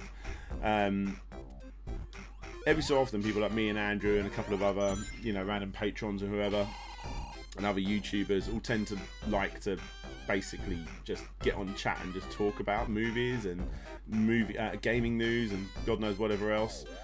And I thought it'd be interesting if we just streamed it on that channel, or like recorded it and let it go live, you know. But I mean, I don't know. It's another job I'm giving myself when I really shouldn't. Well, exactly. So, but equally, if I pull my finger out, Dan, and actually get my channel eventually sorted, yeah, you can. I'll do something. I'll be doing something like that, and you can always guest. And then it's no work for you except talking. And the thing is, I don't think you guys really want to hear my movie reviews. I'm quite known to have bad taste in movies. I mean, I think you're not as critical. You're not as critical as you might be. Yeah. Everyone hates on a film. I'm like, I think it was pretty good. And I don't realise a film's bad until everyone talks about how bad it is. And I'm like, oh yeah. But, I mean, you actually quite enjoyed Justice League, didn't you? No, I've never seen Justice League. Or was it Batman vs Superman? You said you didn't mind. No, the Batman I didn't mind was the the back card one. What is it? Batman and Robin. Oh God. I've never managed to watch that because I just heard bad things. So. I remember it wasn't that long ago. I was like, which one is that? Is that the Val Kilmer one or the George Clooney? That's the George Clooney one. Yeah, the one with the bat suit with nipples. Yeah, that's right, with the bat nipples. I mean, don't get me wrong. I mean, I'm not. I was never watching that. I mean, the thing is, like, don't get me wrong. I mean, I know it's not a good film, and I know the newer ones, the Dark Knight trilogy, is better, obviously. But at the same time, everyone seems to love the 1970s camp Batman for the same reason they hate that movie, and I'm just like, I thought it was pretty good. Well, actually, Dan, I'm just laughing here. After you said Batman and Robin, a few people in the chat. Batman and Robin unsubbed. Batman and Robin unsubscribes. I'm doing bad at this now. My God, I'm not going to be able to complete this if I keep going like this. Oh, I need to drink some water actually, don't I? Yes, keep yourself hydrated. Yeah, I might have to watch it just so I can comment on it at some point. Exactly.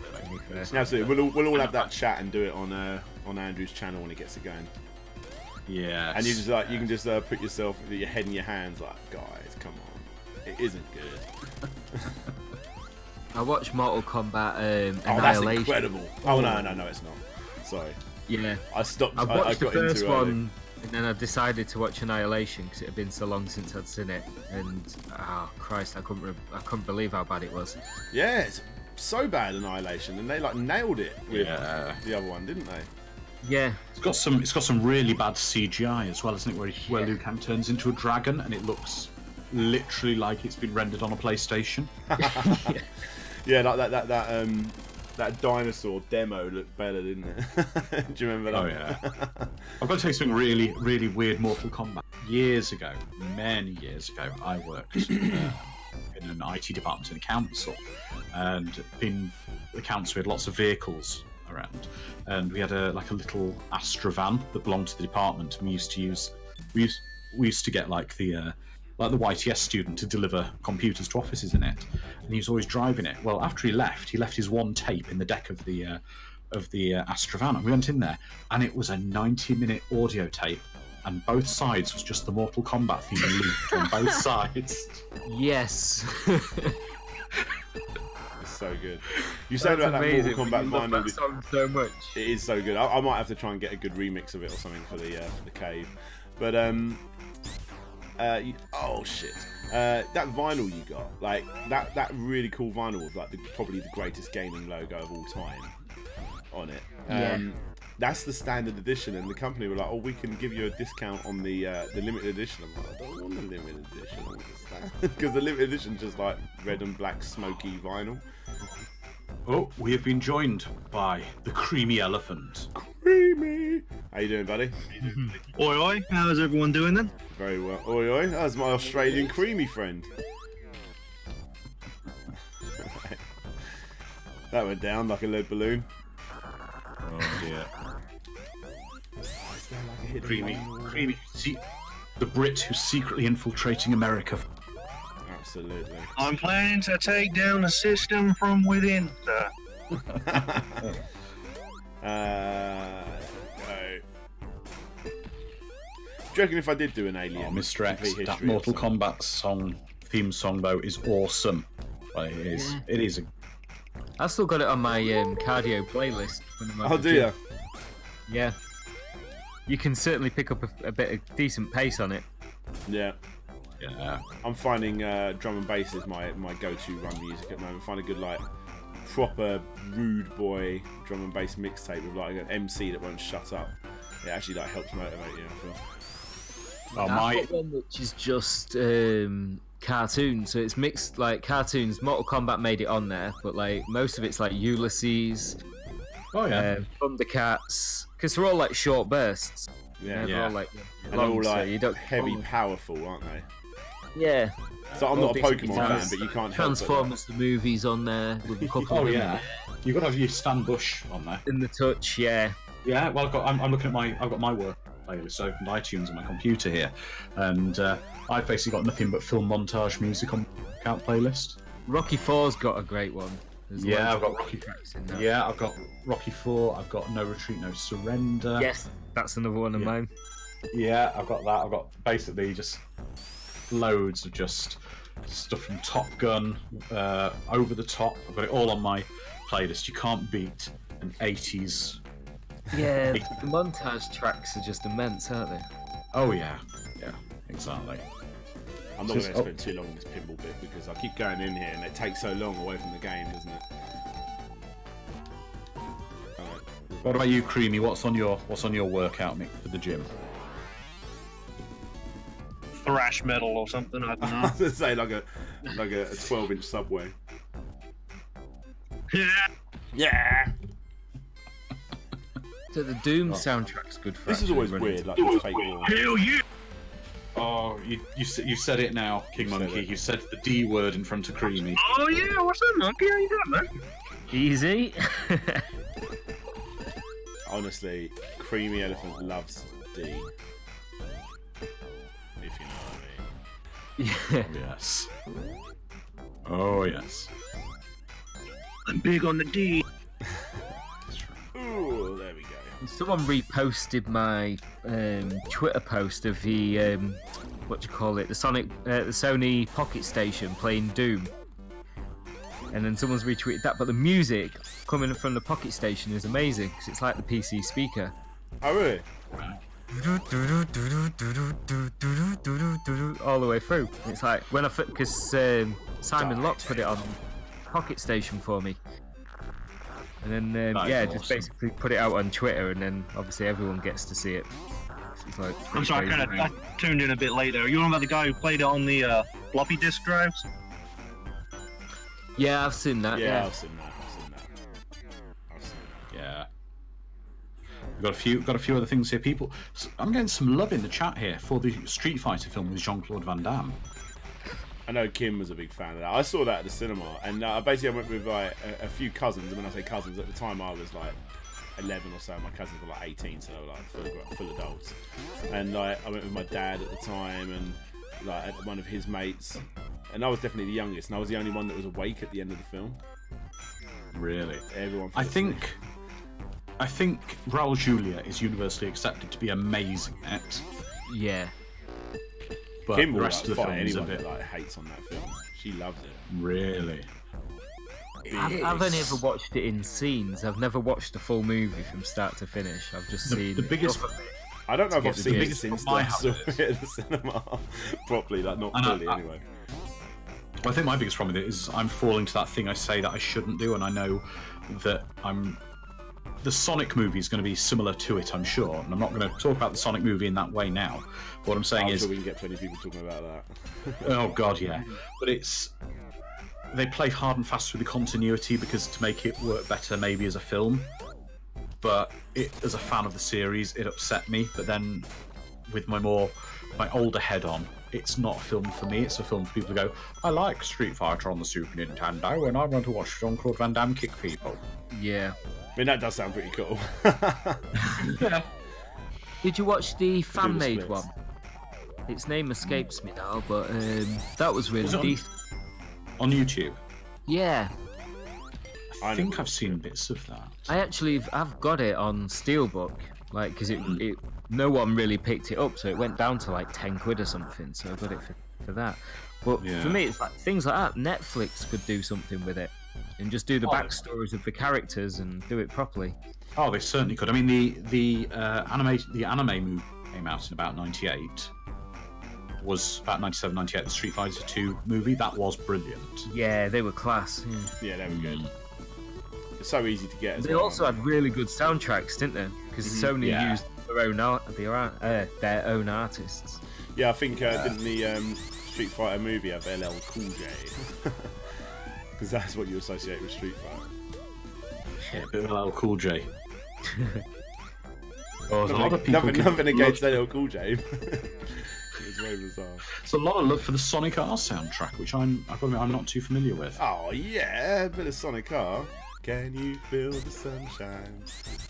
There's loads of that on Spotify. If you go on Sega's, look up Sega Spotify. There's tons of that on there. Yeah, there is.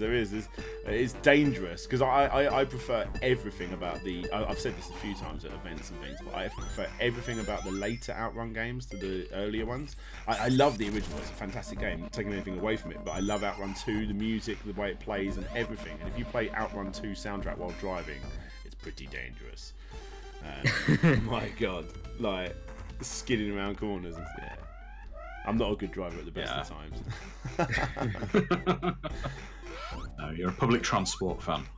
So Mr. X has just nailed it. Street Fighter Assassin's Fist. That was the one. I'll have to look for that one.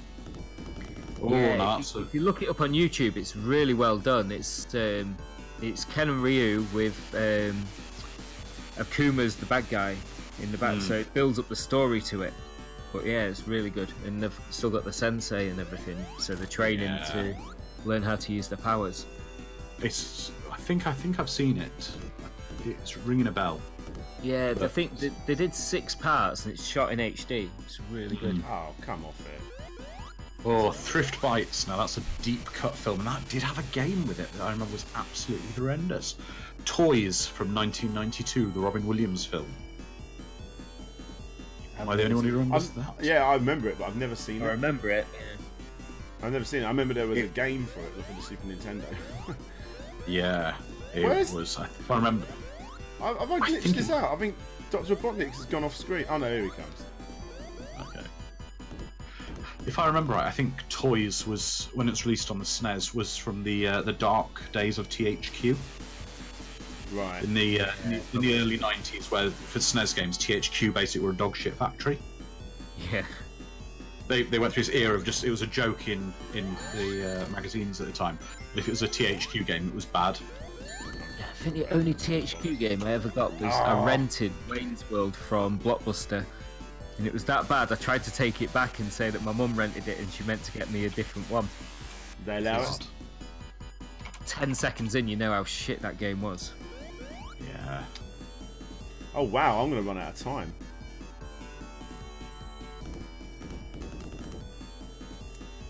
So I'm watching you play now. I keep doing this stupid thing where I go too close to the edge and then he goes off screen. If this doesn't kill him, I'm just gonna like suicide myself into him.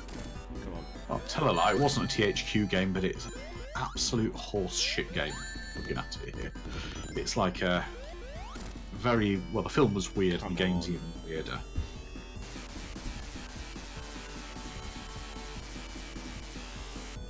I want to get one game I want to pick up, and I keep forgetting to order it. Oh no! Yeah, there we go. What's that? 12 seconds to go, or 11 seconds to go before I would have run out of time. Nice. I want to pick up Sonic Mania for the American copy of Sonic Mania Plus.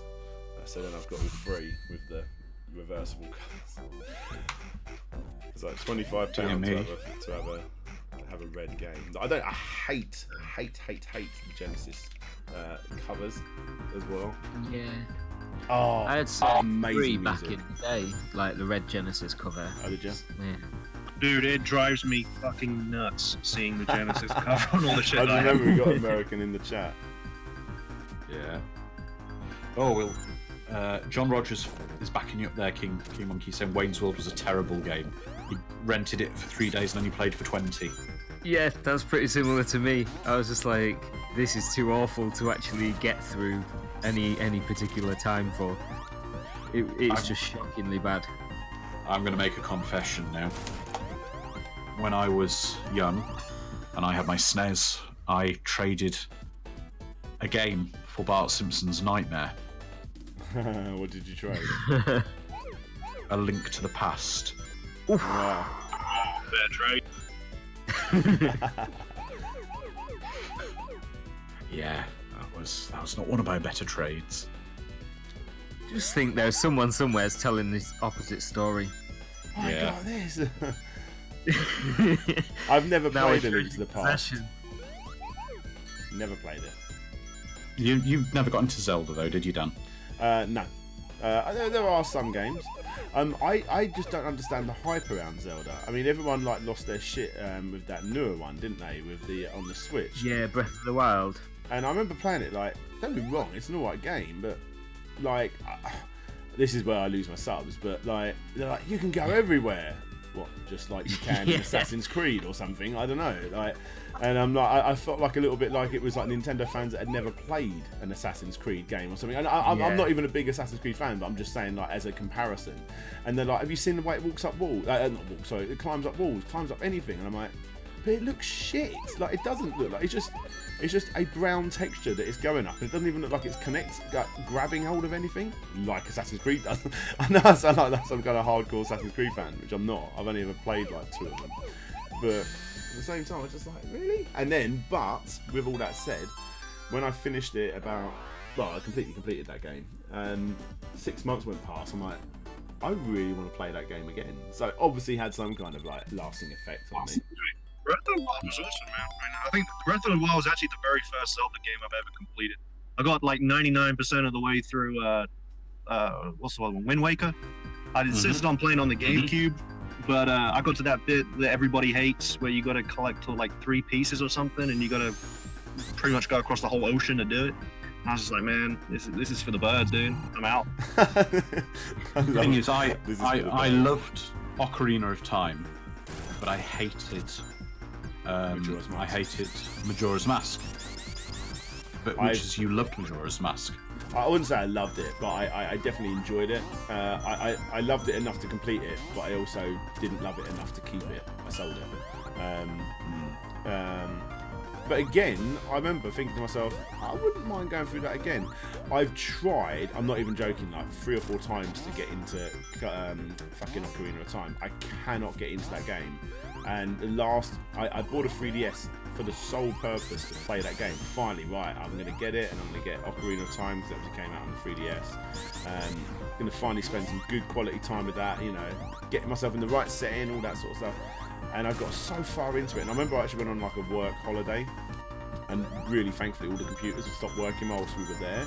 So we just basically used it as an actual holiday in this like penthouse, really nice place. And I remember one of the guys there was like obsessed with Ocarina of Time, as people that have played it are. And he goes, "Oh, you're gonna love it. It's the greatest game ever. Like, whereabouts are you?" And I said that I was at the bit where Link becomes like older, like an adult, I suppose.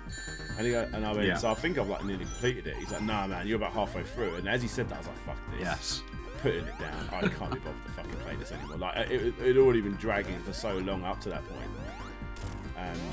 I think it's one of them ones you're either into or not. I mean, how did everyone else feel about it? But I mean, Ocarina's like universally loved, isn't it? For me, it's one of the greatest games I've ever played. Yeah. Right. Sorry, King Monkey's going to be back in a sec. He's just making a kettle. Not making a kettle, he's making a cup of tea. His kettle sounds like a Saturn V rocket taking off, so he's not going to deafen everyone. So. But question from Owen40. Did you include Sonic 3 in your Michael Jackson games video? I did indeed. There we go. I did. There was only one thing I missed out on that video, which I found out afterwards, which I'm a little bit gutted about. There was the Sega AS1, which is a simulator. There was a Michael Jackson simulator game, which I didn't know about at the time. But other than that, it is the complete history of Michael Jackson video games. And I actually like to think it is actually now the complete history, because I don't imagine they're probably going to make any more Michael Jackson video games. No, unfortunately not. Irrespective of anything that may or may not have happened in the world, his musical legacy is undeniable. Yeah, absolutely. Well, yeah. There you go. I was about to go on a rant, but I won't. Yeah, it's probably best I don't. Let's not open. Rizzy Crichton says, at least you get to punch Michael Jackson in Ready to Rumble 2? Yeah, I talk about that in there as well. I remember I sussed that out before, like, I actually played the game, because if you look on the back cover, he's faintly hidden in the back, behind the writing, like a picture of him on the back cover on Ready to Rumble 2. There you go. That's something I think you're going to get some views on your Michael Jackson video. Another question here: did you review the new Michael Jackson games with the full body tracking? Yes, I did. I actually covered them all. I even covered. Oh my god, what am I doing? I even covered the fact that the that one you're talking about, the body tracking one, the Michael Jackson Experience, it's called. Yeah. The DS version, if you pirated it, the code has done that thing where they played like a funny joke on people that pirated their own game. Right. It replaces all Michael Jackson music with vuvuzelas. So it's like all over all the music. Wow. I was like fall off the edge and I was going to freak out. I think the problem is, son, you're just loving this game. You absolutely adore this game. I really like this game. I'm not doing as well as I was last time, but it's been a while since I've played it. Honestly, off these real carts. I don't even think the one plugged in is my original real cart. I think I picked this one up at a boot fair and I've never played this. Because I've got a couple of copies of Sonic and Knuckles. So here's a question for this system you've got there, Dan. What's the BIOS ROM on it when you plug the cartridge in? Can you sort of select the region? You know, if you put like yeah, I saw in the options you can. Right. But I've got it on auto. This is the UK cart, and the only other game I've played is Sonic 2, which is my Japanese game. You have to try one of your Streets of Rages and just see if you change the region, if it does do bare knuckle. Yeah, well, like I say, it plays Sonic 2, the Japanese one. Yeah. No, I just mean if it's the same cart and you change the region, does the graphic logo checks the logo changes on the screen according to which region it's in, doesn't it? I think it will do. I'm sure it will do. There you go. And it's based off of like real hardware in there, right? Sorry? Yeah, it's an FPGA, yeah. I'm sorry, I don't understand what that means. Like, Yeah, I do. one-to-one. Yeah, essentially it's the Mega Drive motherboard on a chip. Okay. The reason I ask is because I know there's a couple of games. The one that I know off the top of my head is Pugsy, the whole thing, that has like a anti-piracy thing built into it. And if you try playing, you know, it by an emulator or whatnot, you get like 3 levels deep into it, and it says, oh, you know, this is a copyright thing. Buy the real version, you stupid asshole, or something like that. Anyway, they play a big joke on you. I was wondering if you could play it on, you know, that kind of thing. Yeah, you can. Kind of, it literally is better than any kind of emulation system. There are certain games that won't work on, you know, like there's multi-Retron 5 type consoles. There's like a million of them, isn't there? There's a few games that will not work. I've got one of them actually. We can test it out after this. From a company called Mega Cat Studios. But I haven't tried it, but apparently it does work on here. So yeah, I mean, it literally believes it's a Mega Drive when you put stuff in there. It's not an emulation system in its mind. It's pretty cool. There you go. Well, that went really well done. The Discord audio dropped while you were giving your speech there. Did it? Literally, yeah. Like, it was me. I turned my TV off. I thought, I've got too many things. Let me just change your setting on Discord and see if that helps. Sure. By the way, people in the in the chat, Discord is open for everybody. That's right. Please do come over there, and I am because of these lovely fellows in this chat, 2 of which are admins, I am actually a partner. I think I'm one of the only ones, the only retro gamer in the UK, maybe? I know it's very niche, but maybe. I might be. I think you are. It doesn't mean a hell of a lot. It means like I've got better audio. Not that that proved it, but apparently it means I've got better like audio quality and stuff like that in my stream. In when you come into voice chats and stuff like that. And it also means they sent me a free hoodie. And then they constantly email me asking if I'm going to. It's a group email. Meet you at PAX for a group photo. Like, yeah, I'm not going to fly over for that. If they pay your ticket, you would. Yes, I would. It is a massive goal of mine to go to an American convention and meet up with people. I get asked a lot. Are you going to too many games? Are you going to PAX? You know, all this sort of stuff. I know I knew I was going to get hit there, but I just go crazy on this one. Oh dear, dear me. Do you consider Simpsons games Disney games now? They own Fox, Dan. We were talking about this the other day, weren't we? No, because... No. I don't class the Marvel games as Disney games, you know what I mean? Like, no. I class Beauty and the Beast as a Disney game. I class Aladdin as a Disney game. Oh, I was about to die then. You know, like, There you go. There you go. And have you done a complete history of Disney games? That would be a monumental. No, I haven't. So for newcomers of my channel might not know, I used to do a series called Slopes Does Disney Video Games. It's quite a long-winded title. It took up most of the title. But basically what I would do is I would choose... I actually went through... I wanted to go through order of the classic Disney releases. So I'd start with Snow White, then Pinocchio, you know, blah, blah, blah, and work all the way up to, you know, like Frozen, Wreck-It Ralph 2 and stuff like that. So the idea is I would review the film, and then find every video game related to it. And the cool thing is, I would go so in depth when I start finding flash games and games that were on like the DVDs and stuff like that.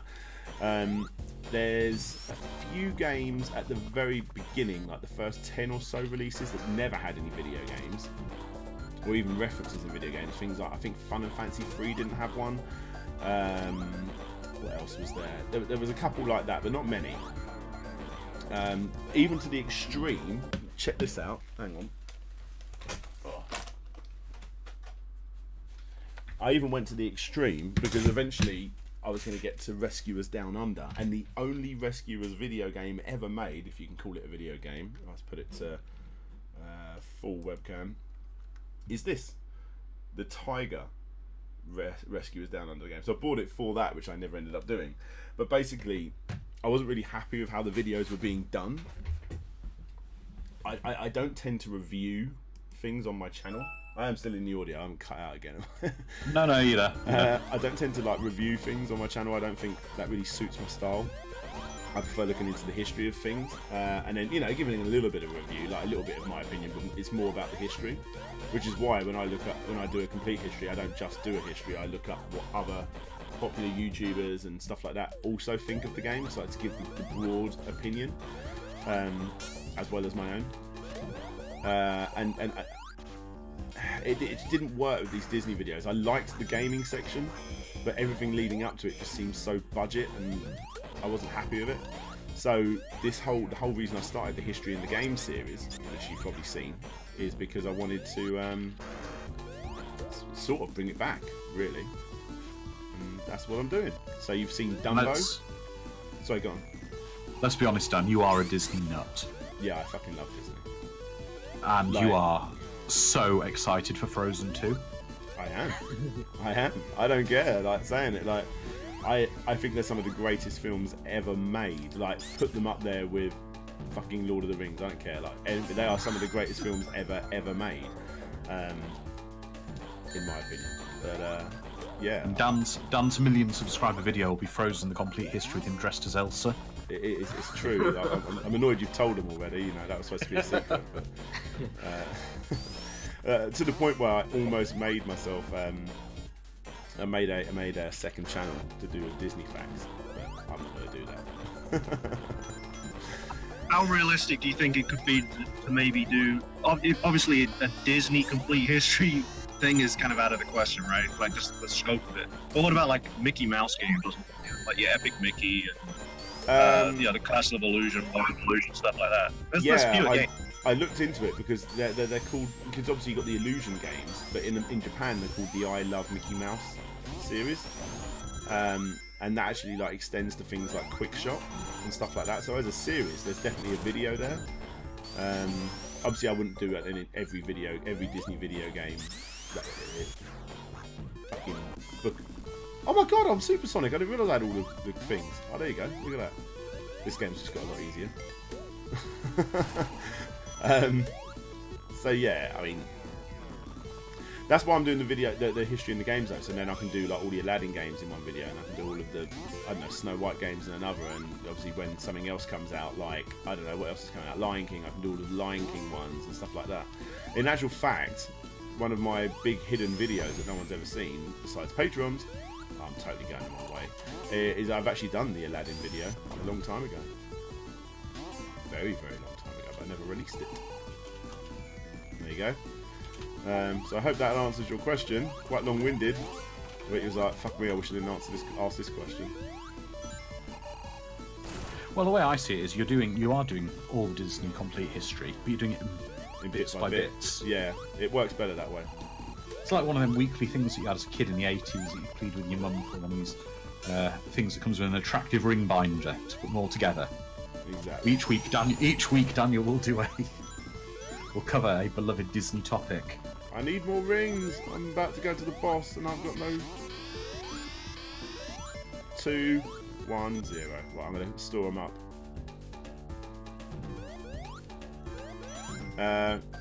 Fuck me, as soon as I do it, I die. But that's the only thing that can kill Supersonic anyway, isn't it? Like getting squashed.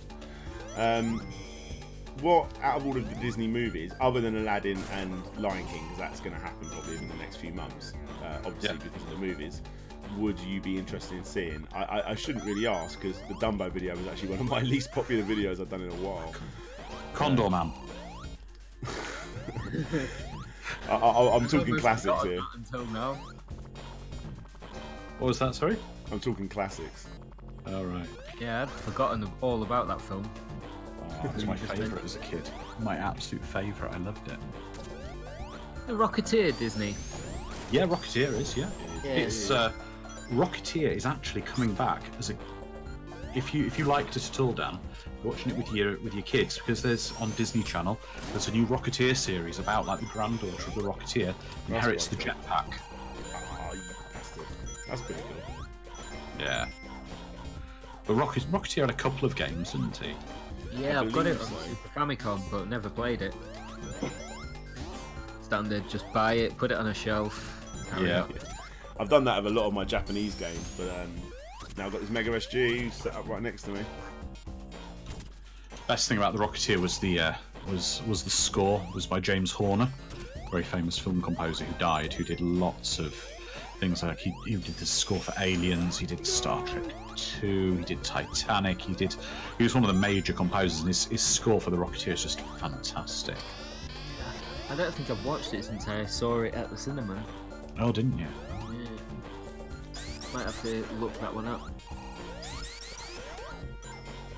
I just remember it being my hit at the time. That was in TV Hits. And like they raved about it, and then yeah, me and my mate went to watch it. I need to get more rings now, and I've got a Supersonic. Oh, and then we've got, I think this is one of your supporters, Dan, J. Killy Company. Has appeared. He's got your little Slopes logo next to him. His name's in green. Yes, absolutely. Oh, you're the first person I've seen like that. Actually, I believe you should have some random Slopes Game Room emoticons. Oh, fuck off, Robotnik. To be able to use in there as well. I've got to remember how to use them. I'll have to have a look. You can get like a little emoticon of me sticking my thumb up and winding everyone up. I continuously reuse that image. But I think it's cool. Yes, you should play more of what you buy, but I'm exactly the same. I buy stuff for it to collect dust. Yeah, I'm half and half. All the time, even with modern stuff. With my 360, I once sold Tekken 5, still sealed, because I'd had it a year. I can't keep stuff sealed. I'm so bad. So bad. Yeah, that was a rare one. I'm the same. I usually, like, even when it's sealed, I'll open it and then put it on the shelf. Yeah.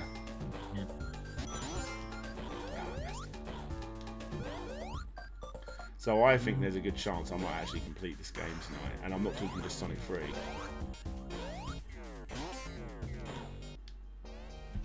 I love these little like animated sections. I think they're really, really cool. So is there anybody else in the old Patreon chat that wants to jump in? Let's have a look. I can bring Grizzly back in if we want to bring him back in. Let's Let's get Grizzly back bring him back. Move him to the live stream chat. Welcome back, Grizzly. You're Sorry, back. mate. I was waiting for someone else to come in, man. That's alright. No worries. Got this that you can push against nothing. Yeah. I loved all of those little like inconsistencies with Sonic 3 and Knuckles. They just kind of made it what it was. Froban makes a good point here, which is, as a video game collector, I have a problem where I don't know what to play despite having a number of games to choose from. Do any of you have this issue? You do as you grow older, I think. I find that as well with films and whatever. I think I was speaking with Oliver Harper about this a while ago, and we were just talking about Netflix, and he said his exact words are very, very accurate. it's a bugger's muddle. It's the equivalent. Yes. Which is basically, it's an overwhelming choice. Because you've got so much choice, you end up having no choice. See, I call that MAME syndrome. Like every time I try emulation and see the amount of wealth of choice you have, like if you download a ROM set or what have you, or being a bit naughty there, but you know, I always end up going back to physical because I prefer the act of being able to pull something from a shelf, slot it into a cartridge slot, and you know, sit there and play a game because I can't be bothered to get up and change the game. Oh, absolutely, absolutely. You know, I mean, it happens even with your Steam library, don't you? You have like a huge like Steam library. Yeah. You play like so few of the games. Very, very much so. But also, I think as well, it's something you had back when you were a kid, when you didn't have the option to have so many games. You know, with multiple games. Even if a game was a piece of shit, you generally would still put the time in. Wouldn't you? Yeah, you would. Oh, you'd put your time in because it cost 40 quid when. Do you realise how many cars I've had to wash to get this game? it's like you know, you rent a game, that was your only game for the entire weekend, and you played it no matter how bad it was. Yeah. And I that's think, how I gained some. Home Alone on the Mega Drive, I completed like several times in one weekend because that's what I'd spent my money on. Flintstones Panic Drive was one for me. That. I've got like Stockholm syndrome for some games like that, where I know they're bad, but I played it so much I kind of defend them now. Yeah. You know? Okay, I'm going to shock you now, guys. Here. Okay, say in '91 you were buying a game for the Mega Drive or the SNES. It was best part of 40 quid for a game, wasn't it? Yeah. Yeah. Right, so that was maybe your birthday present. You'd say, "Oh, this game for my birthday." That's the equivalent of spending 84 quid now. 84 quid on Pit Fighter, you imagine? Street Fighter 2 on the SNES was like $79.99 when it first launched. Yeah. Well, that would, Ridiculous. you know, that's ridiculous. Yeah, that is ridiculous. I mean, that would be, you know, that would be nearly 150 quid sort of thing. Yeah. Oh, Christ. So by God, you milked the game when you first got it. You played it, even if it was a pile of poop. You got your friends over, you charged them to play it, and then suddenly I never did that. No, I never did that. I never had the friends to be able to do that one, but yeah, what a couple of guys at school actually did, and you know what, they're kings of the playground for a short while. Yeah, absolutely. Oh, here we go. Fish Dog. Neo Geo kids had it tough. I know, you're maybe getting one game every 2 years. Jesus, yeah. Yeah. Majorly. Weren't the games more expensive than the console or something? Somewhere, I think. Yeah. Yeah. I remember And my also, you neighbour. didn't have. Gone.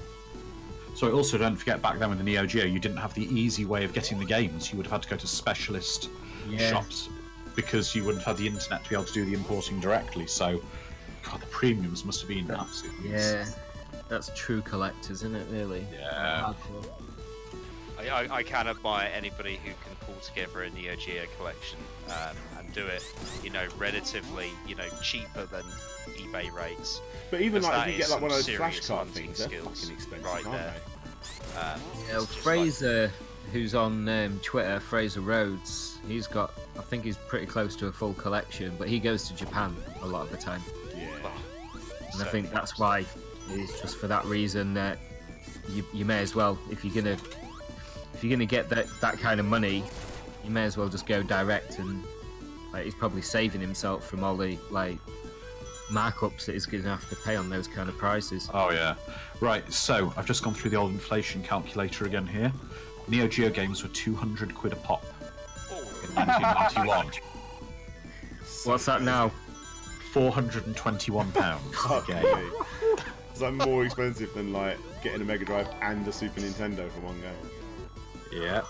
You can see why the UK customer base always favoured the cheaper console, and that's just been the standard since the beginning. But that's the reason why the Mega Drive was so popular, wasn't it? So. Well, we came off the back of home computers. The games were like $1.99 each, whereas America were coming off the back of Super Nintendo. The NES, which definitely wasn't $1.99 a game. You know, I mean, I know you had Atari, but even Atari was expensive before the video game crash. Yeah, but in the days of the 64 and the Speccy and whatever, you were picking up tapes for $1.99 in a show, and they had little displays of news agents you pick up at. Yeah. I've still got like game boxes. Like I picked up a couple of NES games recently, like really like mint condition, and I had the receipt from Boots. Yeah, a lot of people don't believe me when I've told. It can sound old now. A lot of the young'uns don't believe me when I tell them that at one point Boots was the biggest computer game retailer in the country. Well, Boots were one of the first people to actually bring the NES to the UK. Stupidly, like one of the people that sold it. Well, hang about. They are still trying to flog off the old at-game Sega Mega Drive, aren't they? So, Everyone. They're still hanging. I hope it isn't a limited run, that Mega Drive. I hope it's like readily available, like a lot. Yeah, I don't think Sega would do the same thing as Nintendo. No, I don't think they will. I think that was Question a is standard it gonna Nintendo that blew up. Is it going to have online play, and is it going to have the ability to download more, signed games off Sega or something like some kind of a DLC system to buy more games? Yeah. No, people will find a way. Here we go, final boss of Sonic 3. I don't know. I mean, if them two make it their own proprietary programming, then it would be difficult to put the emulation on there. Yeah. I can't say. I'm not going to say it's impossible because there are some very smart cookies on the internet, but I just genuinely think that they'll probably do something different. I mean, they're not going to. Well, I was saying this to Dan. I don't think it's so much going to be an emulator. I think it's going to maybe have game engines rewritten to work on the new hardware. Yeah. I mean, I'd love to see the likes of they're bringing Sonic 1 to it, of course. I'd love to see the Mega Play rules on there, so it's not just the Switch. Getting that version, and if they do that, that opens up the possibility for, say, like if they bring Echo the Dolphin, they can put the CD soundtrack as a separate mode for it. That'd be great. I'm trying to remember here. Hang on. Does this? Do you know? Because you got that boss, don't you, with the hands that go forward and grabs you, but you don't play that because I've got Sonic and Knuckles attached to it. Yeah. That's right. Yeah, Big Arm was reserved for Knuckles in the Sonic and Knuckles game. So. Right. Okay. Yeah, that's right. And then obviously, if you just play Sonic 3, you can go up against him. Yeah. That was bizarre. They took that out. That's right, SNES man. The NES was distributed by Mattel in the UK originally. Yeah, that's right. They were the distribution, but in the UK, the retail company that was selling the stuff first was Boots.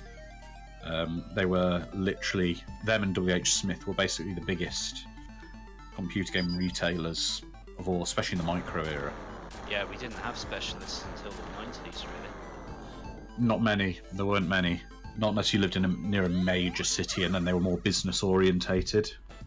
Yeah, I think the first one was Future Zone, which later became EB and then Game, of course. So we are now in the second game of the night now. So this is Sonic and Knuckles. We've moved. The game has now moved into Sonic and Knuckles, and I have started the next set of the Chaos Emeralds, which are the Hyper Emeralds, or is it just Hyper? You just turn into Hyper Sonic. Super Emeralds. Then Super Emeralds. That's it. Hyper thingy.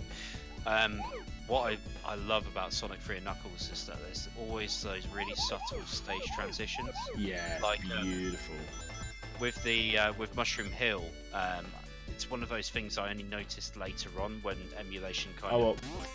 It goes like autumn sort of thing. Like, yeah, it goes through the seasons. So that nice. was unbelievable. It's an absolute masterpiece when you put these games together. So good. Like, it's a crying shame that old Christian Whitehead isn't going to be giving it it's unlikely he's going to be giving it the treatment, Well, have you seen the fan remake Air that's just come out? I have seen it. I haven't played it obviously, but yeah, I've seen it. I wouldn't mind giving it a try. But but just in general, like, I think back to the early stages of the Mega Drive hardware, and there were a lot of games that were pushing the limits of the hardware from the beginning. I mean, the Sega chant in Sonic 1 took up 1/8 of the cartridge originally. Yeah. And when you look at Sonic 3 and Knuckles, that was going to be one cart. You think, how the hell were they going to fit all of this in? Yeah, it's insane. Absolutely. But Mr. X makes a good point here. The kids these days moaning about load times of 30 seconds never played a Commodore 64. Yeah, I know. I'm a big fan of the retro micros more than consoles, and I would say with any of my retro micros, and I know Retro Man Cave is a big fan of this too, nowadays... Oh, oh no, he's gone. I think he's gone to bed. Yeah. But buy an SD card loader for any of the micros now. You get people who become romantic about loading games off tapes, and as someone who lived through loading games off tapes, don't. It's fucking awful. Waiting half an hour for it to suddenly error for some inexplicable reason. Yeah, I had a few games that I never ever saw level, like the remainder of the game, because only level 1 would work, you know. I remember Ghostbusters 2, I got fucking incredible at playing that first level. I could never play anymore. Yeah, exactly. So obviously I'm a bit young for the whole C64 thing, although it was like the first console, or I guess PC or whatever you want to call it, that I played, gaming computer or whatever, and I still have vivid memories of finally taking like days to get through side A of The Last Ninja, flipping the tape, and then the tape just taking a shit, and that's it. Progress lost, no save statement. Yeah, I remember all that. You don't recall the computer period until you've had to use a pencil to rewind a tape. Yeah, or you found if it was a genuine Bic pen, it was the right size to slot inside the inside the hole. Oh yeah, that's the one. And did Guys, you? I've got to go. Okay, you take care, mate. Have a good one, buddy. Pleasure. Catch you later. Later. Question is, rewinding tapes, guys. Did you do the thing where you put it in, or did you do the other thing where you put the tape on the pen and you spin it round? Oh, I done the whole up. Yeah. I probably ruined a couple of tapes doing that, to be fair. Yeah. Yeah. That was joys of that time. But that's the beauty of it. You either had a backup already made, or you could just go buy one for £2. It's just Well, I think there was what no it is worries as well, at all. like I think it's fair to talk about piracy and that sort of thing. Everyone. Yes. But there was a certain romantic, like if you do like a music mixtape, there's a certain romantic feel about putting all of your favourite songs on a little tape, writing all the labels down, all that sort of thing, and it was just really, really nice. And did you ever do mixtapes for your lady friends? Yeah, definitely. Actually, I've done a mixed CD for my current wife, my only wife, actually. Current wife to date. I done because I'm always really big into my music, and I like my rock music and stuff like that, even like the pop punky bands, Blink-182, all the obvious stuff, like that as well. And I remember asking her like, what music are you into? And she's like, oh, I like this sort of music. Oh, exciting! What's your favourite bands? Busted. Okay. Yeah. So I made her a mixtape called I think it was 19 Reasons Why Busted Suck, and it was like the obvious greatest hits, like Basket Case by Green Day and All the Small Things by Blink-182, all the really obvious stuff like that. But yeah, she become a fan of all of the obvious pop punk because of that. We our favourite band together now is Blink-182. My wife and I have completely opposite music tastes. She's all into like Kiss and R&B and Ministry of Sound R&B and all that kind of stuff, and I'm all 80s and rock. So just like 90s R&B, I think is awesome. Like this is how we do it, all that sort of stuff. Oh yeah. But there was a real sense of effort to go behind one of those mixtapes. I mean, there's just so many things you had then that you don't have now, and that's things like limitations and the timing you had to get right. You had to record it fully. Can you imagine playing a song and it just stopping at the end? You'd have to make sure you get exactly a 2-minute song for that last track. Oh, I had a friend though who did a mixtape for his girlfriend in school, and he did the thing where every time the song finished, he'd do a little bit of speaking in between the song. With some kind of love message for her. Right. Oh, that's cool. And she dumped him later, and we all took the piss. Yeah. I think kids like messing around with early stages of piracy and what have you. Every kid at one point tried to do their own little radio show. Yeah, oh, yeah. Absolutely. Like in between a mixtape. But I bet that's probably where some of your YouTube aspirations started from, Dan, if it was traced back to it. Yeah, maybe. I think me editing videos for, you know, my old stunt stuff I used to do for the TV show and stuff like that. Was definitely one of the original ones. And then obviously, basically, the way I got into it really quickly and the way I learned to edit very fast was basically I would I DJ'd at Download Festival, and I still do from time to time, although I did do it for the last couple of years. And there was a good, I don't know, like 5,000 people maybe, and everyone was going ballistic. I pulled in such an incredible crowd. I was so happy, and it was like the best gig I'd ever done in my life. And basically, I got everyone to like shout out DJ Slope and stuff like that. Go and find me on Facebook. And at the end of it, I had like 3 or 4 people add me out of 6,000 people. So I decided what I would do is I'd become a video DJ, because then I've got my logo right there. You know, now they'll know who I am. But then I always after that I ended up DJing. So I ended up making like music videos for like loads and loads of stuff. So, there you go. Oh, I've got a couple people in chats. Mr. X raised a good point. Recording songs off the radio. Who didn't record the top 40 on a Sunday? I only ever did it sometimes. I don't know. That took a couple of tapes. You know, I was quite. Yeah. I was very funny about what tracks would make my mixtapes. Personally, like I wasn't a pop music fan. It's quite. I used to just record music on vinyl, because you had like the tape deck recorders on record players at the time, so it made sense that you could just record some of the best like music that way, and the quality was never good. No. You trying my. Oh shit! You always tried your best as well to try and stop the DJ, but you'd always get a little bit of his voice. Yeah, but I remember with my introduction to vinyl as a kid was my parents' collection, my father's, my mother's record collection, and my God, some of it was bad. I remember it was albums like Earth, Wind and Fire. Oh, Earth, Wind and Fire are cool. I like them. The Carpenters. They're good as well. Dr. Hook. Nah. And the Medicine Makers, is it? What else? Medicine Man. What else was there? There was The Shadows. My dad loves The Shadows. Oh, I like The Shadows. Oh, yeah, but it's like you've heard one Shadows song, you've heard them all. Yeah, but as long as that song is Telstar, you can have a good time. Yeah. The only one album they did have, and I didn't like at the time, but I do quite like his music now, is John Denver. As I've got older, I've actually gained an appreciation for some country music. I've got to say, my mum had like incredible music taste.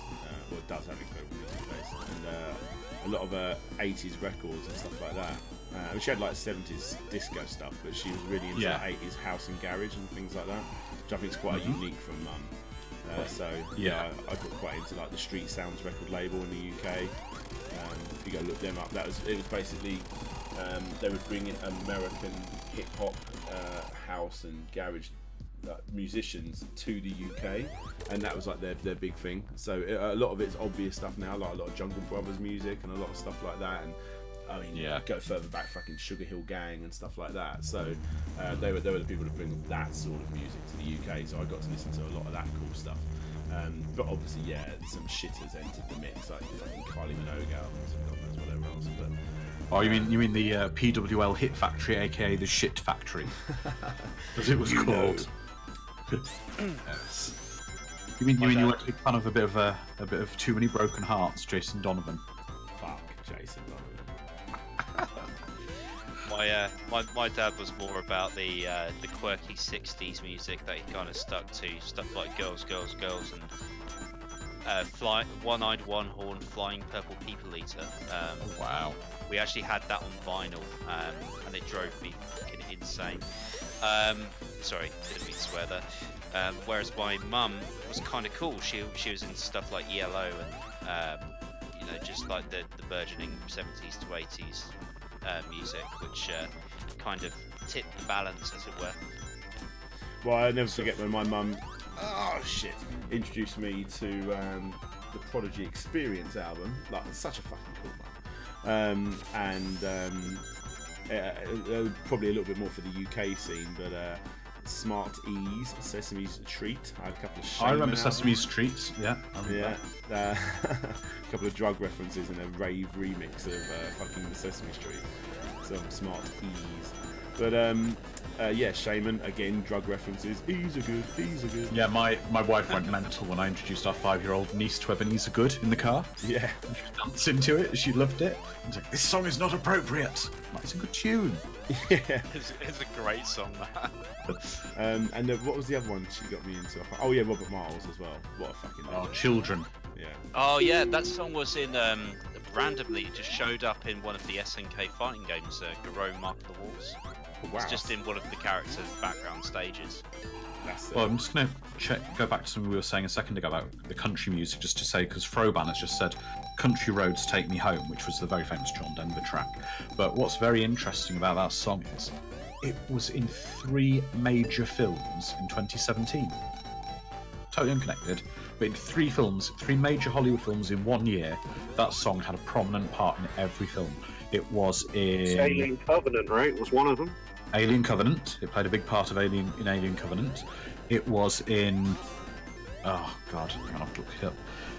It was in Kingsman. Played a major part in King Golden Circle. When Merlin is singing it when he's going to die. Where do I go?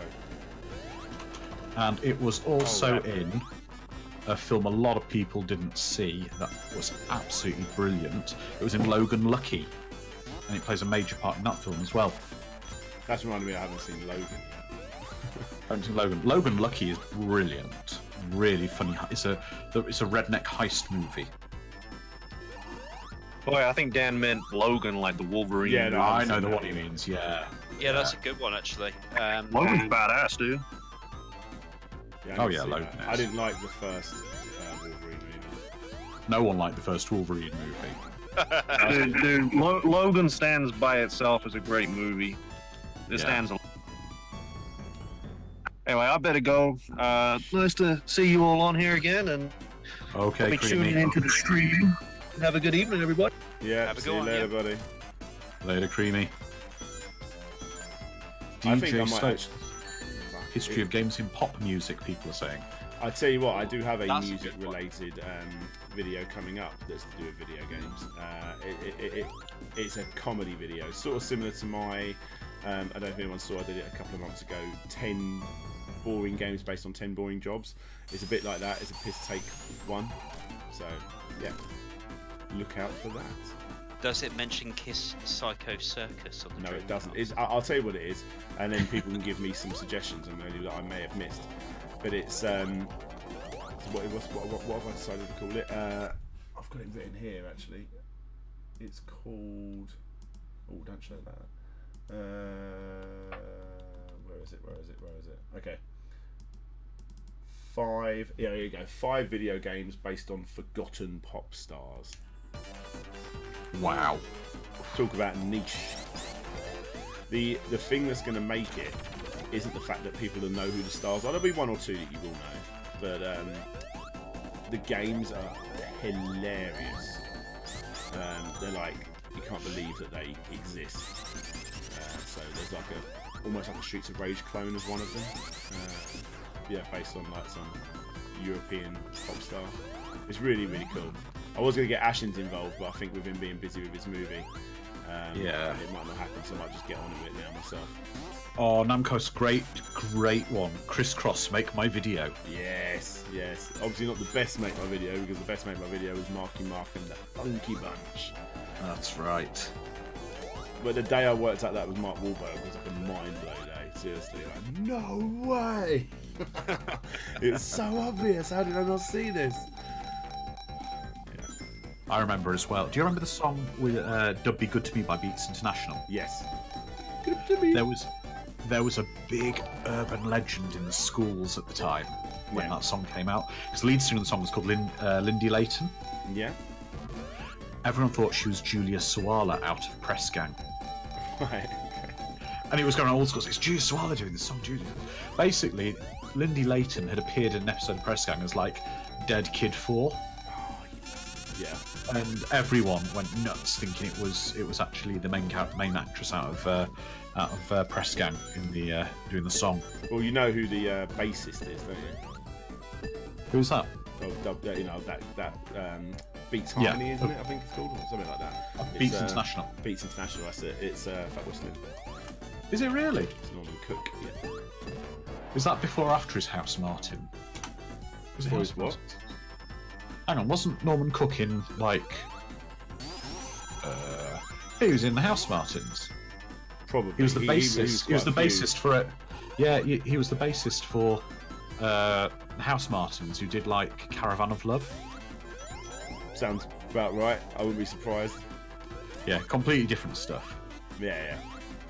Yeah, House Martin's whole band. Yeah, it was like a kind of folky indie rock kind of thing. Right. Yeah, it was. I'm just reading it on Wikipedia. Yeah, he formed Beats International after.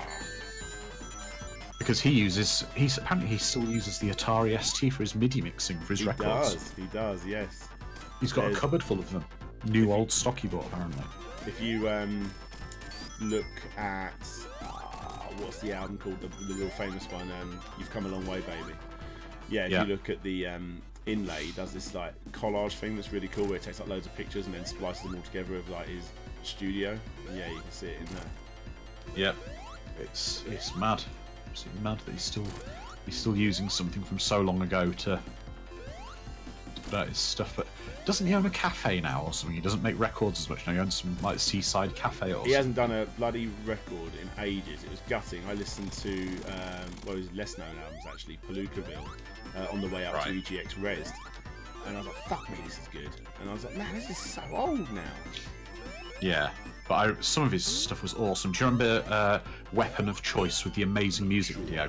Oh, Walken, yeah. Yeah, Christopher Walken dancing and then flying. You could do this, you could do that. And the B-side of Right Here, Right Now has a song like Don't Forget Your Teeth, and he actually used that sample when making that song, the Weapon of Choice one. Have you ever heard the non-Norman Cook version of Brimful of Asher? Yes. It's fucking awful. Completely different. It's so slow, isn't it? It's just like it does that. It does that thing, doesn't it? The same as like House of Pain jump around, because you hear that dun dun dun, and that party's about to go down. But the original, I can't remember who it is, but it goes into like some soft R&B song, doesn't it? The original. Yeah, nice. But the same with that Praise You song. It like I should, and it just goes slow and crap. I'm like, oh. Yeah, that's it. Yeah. You just waited for it to go down, down. You wait. Oh, Norman Cook. Like, why are he making music anymore? Oh, slow down. Great. Absolutely brilliant stuff. Love I the am music still on going Death. with this. Sorry. People say they love the music on the Death Egg Zone. Oh yeah. I tell you what, this is literally not only the greatest game ever made, but probably one of the greatest soundtracks ever made. We put these two together, which is sadly the reason why it can't really be played much anymore on emulation systems and what have you. I wouldn't say it though. Street Fighter 2's still got such a great soundtrack to it, like the Ken theme and the Guile theme. Yeah, I prefer. Street Fighter. Yeah. Talking of gaming soundtracks, yeah, this one would rank as one of my favourites. Like with Hydro City Zone Act 2. Oh, it's such a jam. Yeah, absolutely agree. Faster.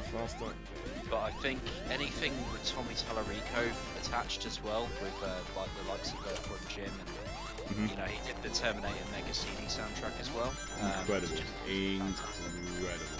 And one of the things I recently discovered, well, not recently, in the last few years, I've discovered is I loved his Aladdin soundtrack, but the Amiga version of his Aladdin soundtrack is like, it just shits all over my beloved Mega Drive version.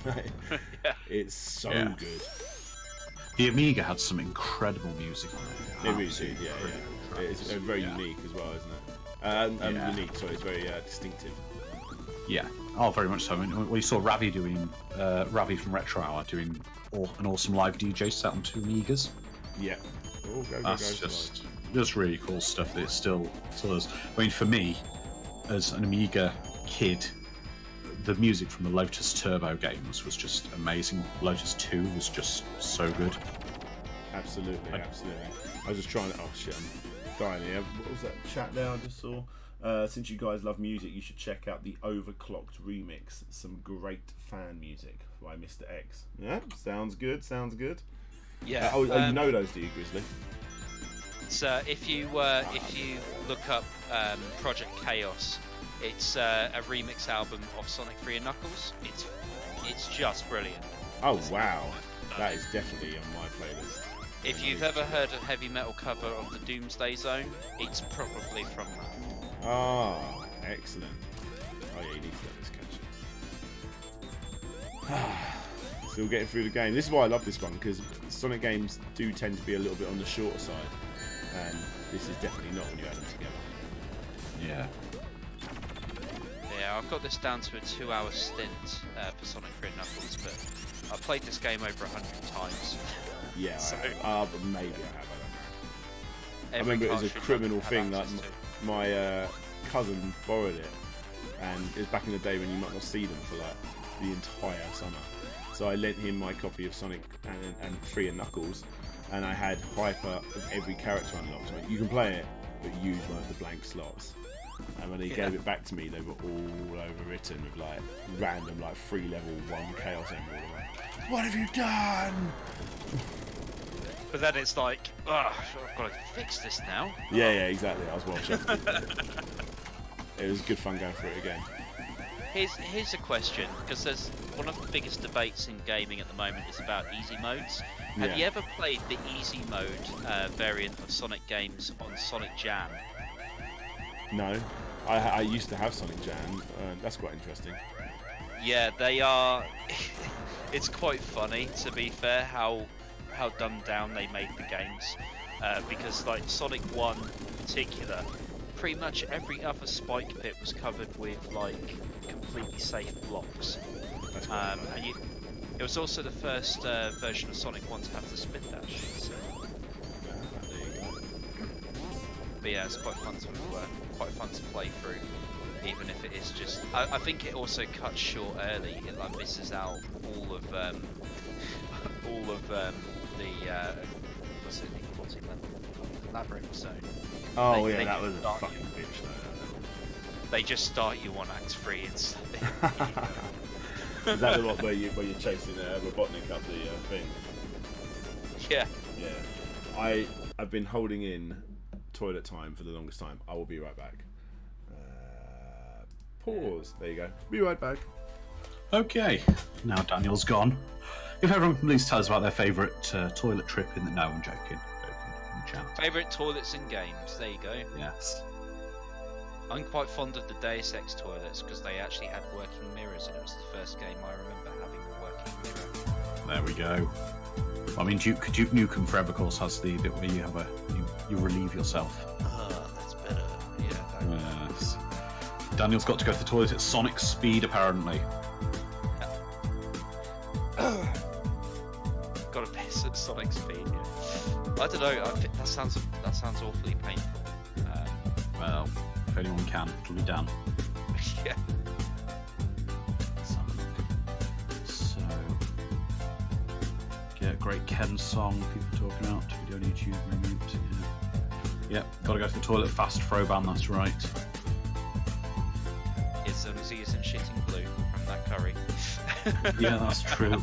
That's true. I've still got 2 of those curries. They're actually at the office. Yeah, I'm still undecided as to whether I'm going to eat one or not. I wouldn't eat them. I spoke to Dan about it, and he said it's really an underwhelming curry taste. So if you bought it for any kind of curiosity collection, I would keep it, because as soon as you open it, you either got to eat it or put it in the bin. Yeah, too right. So, but apparently he said it's just like really generic, cheap curry taste. It's not like you're gonna go, oh my god, this is the most amazing curry I've ever eaten. That's a Pikmin thing on the screen. Nope. Sorry about that. There he is. Right, let's carry on. We were just saying, Dan, about your the Sonic curry, because Grizzly's got some in his office. You're saying if it's worth eating it or not. Based on what I've spoken to you, probably not. I mean, go to the cheapest shop you can find and buy the cheapest curry you can have. It's not bad. I mean, it is, but it's like, it doesn't taste bad. It's just bland, and that's about it. It's more surprising at how not crap it tastes. It just tastes like a very, very, very cheap curry that isn't very, very cheap. It's obviously very, very expensive. Yeah, I was saying it's probably worth just hanging on to it and buying a cheap curry rather than, because once you open it, you either got to, like I said, you either got to eat it or throw it in the bin. Absolutely, absolutely, absolutely. There we go. Right. 20 lives. You doing well there, Dan? Yeah. Oh, right down the middle. Look at that, just lost all my rings, got one ring. You only need one ring to fight a boss. Yeah, you only need... The sprite for Robotnik here is really off-putting for some reason. Yeah, it's so weird and slim, isn't it? It's There's also... always like that funny bit at the end of Sonic 1 when like Robotnik starts running away from you. No, 2, sorry, at the end of Sonic 2, and he's just running away from you and he's like fucking pelting it and you're like, so come on, really? I just realised I'm really low down. There we go. K2 Barnes says the original SNES Mario Kart is a favourite, but only because he's played it most. Are you a little bit behind on the stream? Oh wow, I see what you mean, sorry. Sonic and Sega All-Stars Racing is the best Mario Kart, I'm just going to put it out there. Yeah, I love that game, it's fantastic. Bring on Team Sonic Racing. Big time. I don't normally do like one-off reviews on my channel, but that is one you will be seeing a review of. I hear things have improved, which I'm really looking forward to. Oh, you was at the same show I was, so you would have played it as well, wouldn't you? Yeah, I mean, at first the frame rate seemed a bit off, but from what I've been seeing from the videos, it's really getting there, and the music sounds amazing. Yeah, the music is always killer.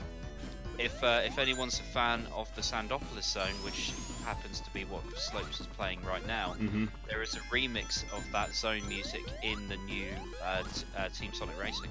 Absolutely, it sounds awesome as well. It's okay. K2 Barnes says he was driving home from work when we were talking about it, and he wanted to get his 2 cents in. Well, it's a perfectly valid opinion. Perfectly valid. Yep. We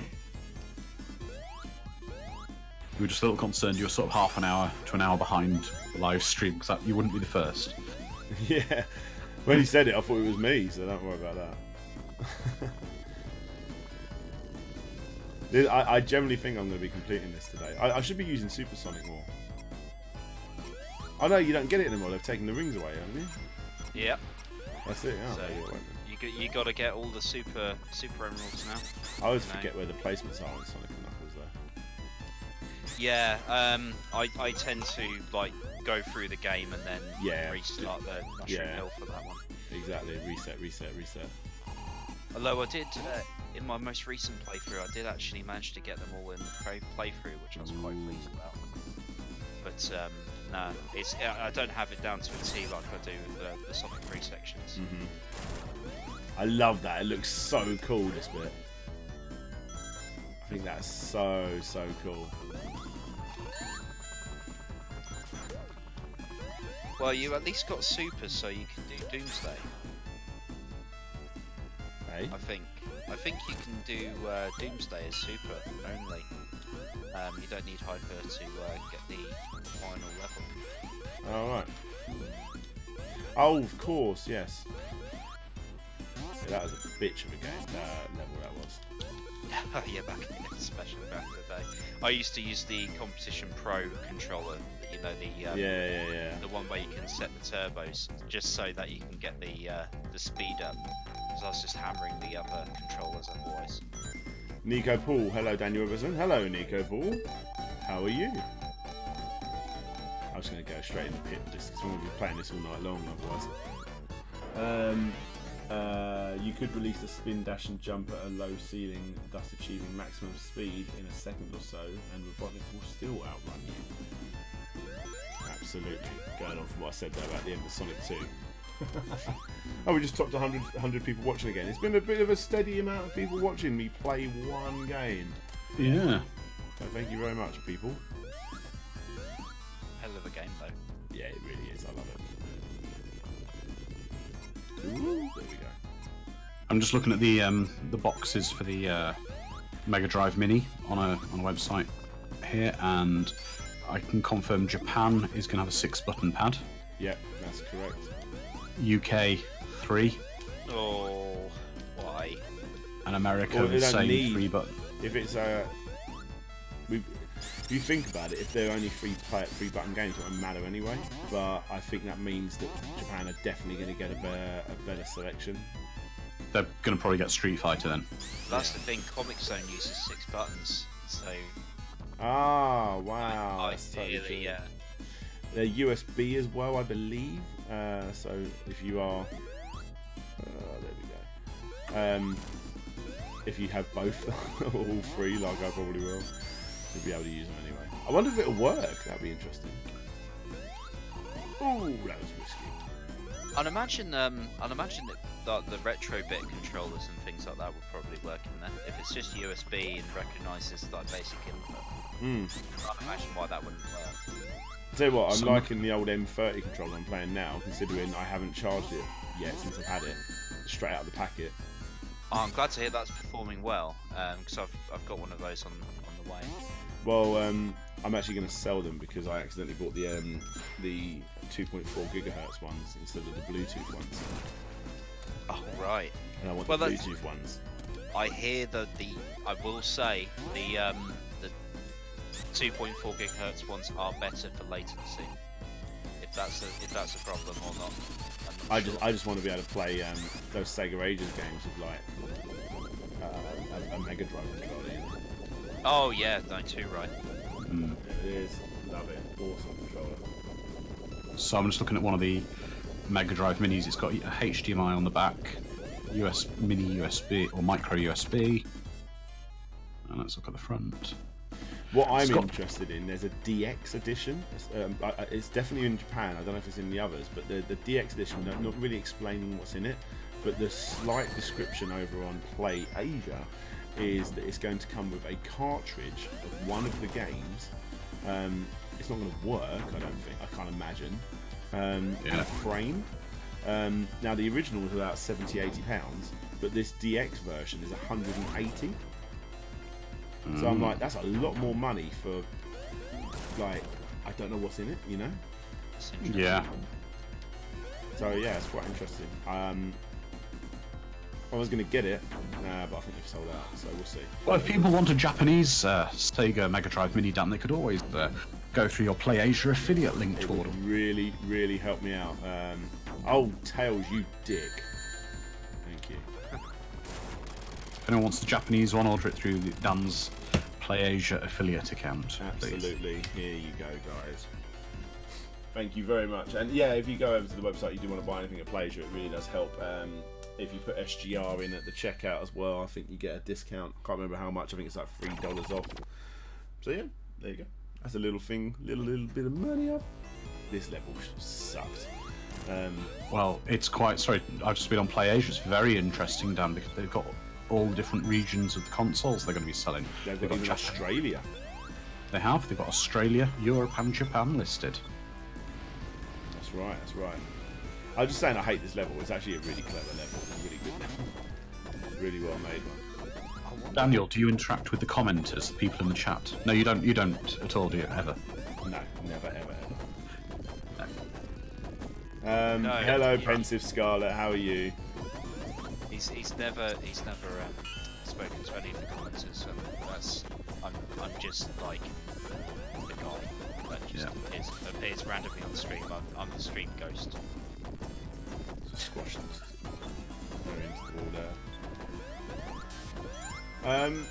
Pensive Scarlet, were you the person I went and saw their stream the other night and you kept calling me Senpai?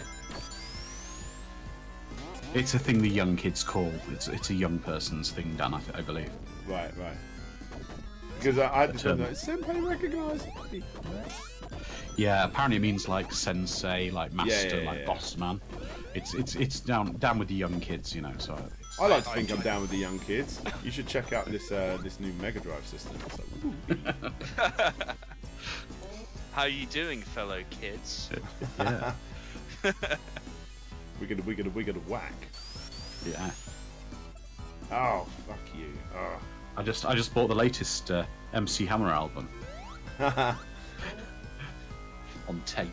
I fucking love MC Hammer. If he ends up coming out as a fucking child guy or something, I'll be really upset. I'd be up. I'm not going to say I'm going to be up for that, but I'd think that the headlines would write themselves if that ever came true. But you know what? I think I've said this before. I know a lot of people gave him a lot of crap, but I respect Vanilla Ice. No, and I'll tell you why. He said in an interview years ago, he said, people say he sold out, people say he did this and whatever and was a joke, but he was like 21 years old and he's being paid millions of dollars, and he said he would have done at that age, you would do anything for the amount of money they're paying. Yeah. You know, fair. At least he's honest about it. He's absolutely honest about it. He's not going, I would maintain my professional integrity for $10 million. He bloody wouldn't. I think what's quite funny is the fact that he's an electrical engineer now and like teaching people how to do electronics. I like this. Look, catches it. I think that's so smooth. That is one of the most satisfying things ever. Yeah, absolutely. I'm doing bad on the old Super Emeralds. I've got 1 on Knuckles so far. Yes, Vanilla Ice stole the bassline from Under Pressure, but equally... I was hip-hop. All hip-hop. Like, look, jump around. Like I say, that dun, dun, dun, that's not them. You know? No. Like, so many. Like, there's that famous... YouTube clip, Facebook clip going around at the moment about the most popular drum beat stolen, most sampled one ever was a stolen one. That was used. Amen. The Amen break. Yeah. That is used everything. You know. Another one bites the dust. You know, what's that from? That's another hip hop tune. The act of like using, as other people like have been mentioning in the comments, you know, it is a common it was always a common practice for even late songs. Men in Black, the anthem by Will Smith. That actually Will rips Smith off. loves fucking ripping off stuff. Yeah, it's a song called. It's a song called. Yeah, the chorus of Men in Black, sort of the melody is ripped off from a song called Forget Me Nots. By Patrice Rushen, and you could. But that song plays in the film Big. The actual original version of it is in the film Big, when he takes her back in the bouncing on the trampoline in his amazing apartment. Yeah, what a film. Oh yeah. Oh, people saying yes, he didn't get permission. Hey, that's what happens. Yeah, everything. Miami, that was a copy. Wild Wild West was a copy. I'm Bad to Fruit this. Yeah. Oh no, that was one of his actually. I think Getting Jiggy With It was one of his own tunes. But it's fucking funny. Like he even done is it Alexander O'Neill? That one that was what was it? How did it go? Tell you his biggest. I'll tell you the Fresh Prince's biggest piece of copyright infringement probably. Have you ever heard a song he did called Nightmare on My Street, the Nightmare on Elm Street one? Yeah. Right? That doesn't actually feature Robert Englund as Freddy, and it's a totally unlicensed song about Nightmare on Elm Street. Even though it sounds like it's from like a proper song from the soundtrack, nothing to do with it, and they actually got sued by New Line Cinema, who own the rights to Nightmare on Elm Street and Freddy, because it's just it's totally unaffiliated with them, but it rips off the melody from the songs, the characters, the story, everything. So yeah, it's like you say, everyone rips off everything. Yeah, absolutely. I always thought if I did like a punk band or something, I'd do like a free online album. It would be called Spoiler Alert, and it'd be nothing but like just the story of loads of famous films, like everything that happens from beginning to end, but like in a 2-minute segment or 3-minute segment. Yeah. Oh, someone's saying, is that the song with the two large guys rapping? No, I think you're Fat Boys. Bad boys. Yeah. I went through a bit of a phase in my late teens to early 20s, just obsessed with 80s hip hop, and it was readily available. Trying to find those vinyls back then, boot fairs and stuff. You know, going around and finding so much, like Stetsasonic and loads and loads of stuff. Yeah, I enjoyed that. I love me some 80s hip hop. They're about to turn evil in a minute and get me. Yeah, you guys thinking of Are You Ready for Freddy with the Fat Boys, which I think was a licensed song. But, they turned that character into such a joke, didn't they? oh yeah, yeah. Like, I think it might have been a good thing as well. Well, he became a pop culture icon, didn't he? It took him out from just being a boogeyman in a film to being a proper, a proper character. That's the thing with turning unlikable horror villains into such likable characters. It's kind of a talent, to be fair. Yeah. Well, when you consider, right, in the 80s, Freddy made the jump, and this is what's so screwed up about it, right? They had kids Freddy Krueger Halloween costumes you could buy for young kids, right? Yeah, he was like an icon, wasn't he? Yeah, but what is Freddy Krueger? He is a paedophile child murderer, and you're buying kids' costumes of him. This is all going to work well if I end up doing my my video. I'm stealing lots of little things here. Oh, shit. Yeah, 80s, 90s merch for like adult films is some of the weirdest stuff ever. Yeah. Like RoboCop getting an action figure line along with Terminator. Well, if you look at all the merchandise for like Terminator 2, there's loads of. They went absolutely over the top with it. Basically, like the Terminator had a special car that sprayed slime. I don't recall that in the film. That's, no. I think they might be mixing that with RoboCop a little there. No, he had like a sports car with like a slime shooting gun to do something. But they just came up with so much. They'd basically take the logo and build something that just. My favourite toy line of that kind of ilk was the Alien Kenner line, because you have this from the cancelled cartoon series. Yeah, that might be a really good Quickshot, by the way. It's the cancelled cartoon series. Like there was apparently one pilot, and the only thing the public ever saw was like 6 screenshots. But there was a toy line, a board game, T-shirts, all that kind of merchandise. Sorry, best music in the game. Black Roses, no, Freddy's paedophilia was confirmed from throughout the whole series. It's saying was it only confirmed in the remake? No, it was confirmed throughout the whole series when they speak about. I was so disappointed with the remake. I didn't even watch it. I wouldn't.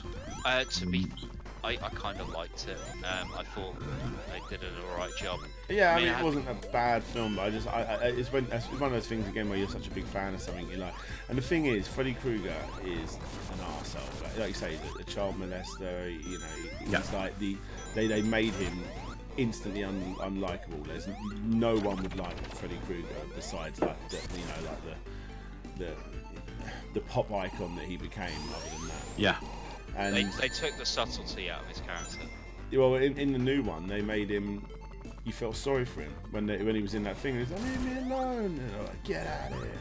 And all that sort of stuff. And he's in his thing and he's burning and stuff. And I'm like, I don't want to feel sorry for him. Like, I should be like, "Yeah, he's burning." Like, yeah, that's the thing. It's like hello, Get Back. Oh, Get Back can join in. That's one hell of a statement to start on there, Get Back. Yes. I think you're missing. I think you're missing an L there. You're referring to pedophiles, people who like the 2 pontoon bicycles you have by the beach.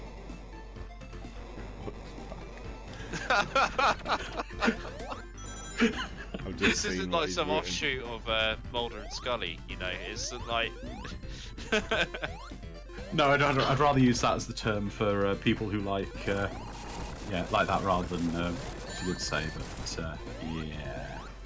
Ah, shit.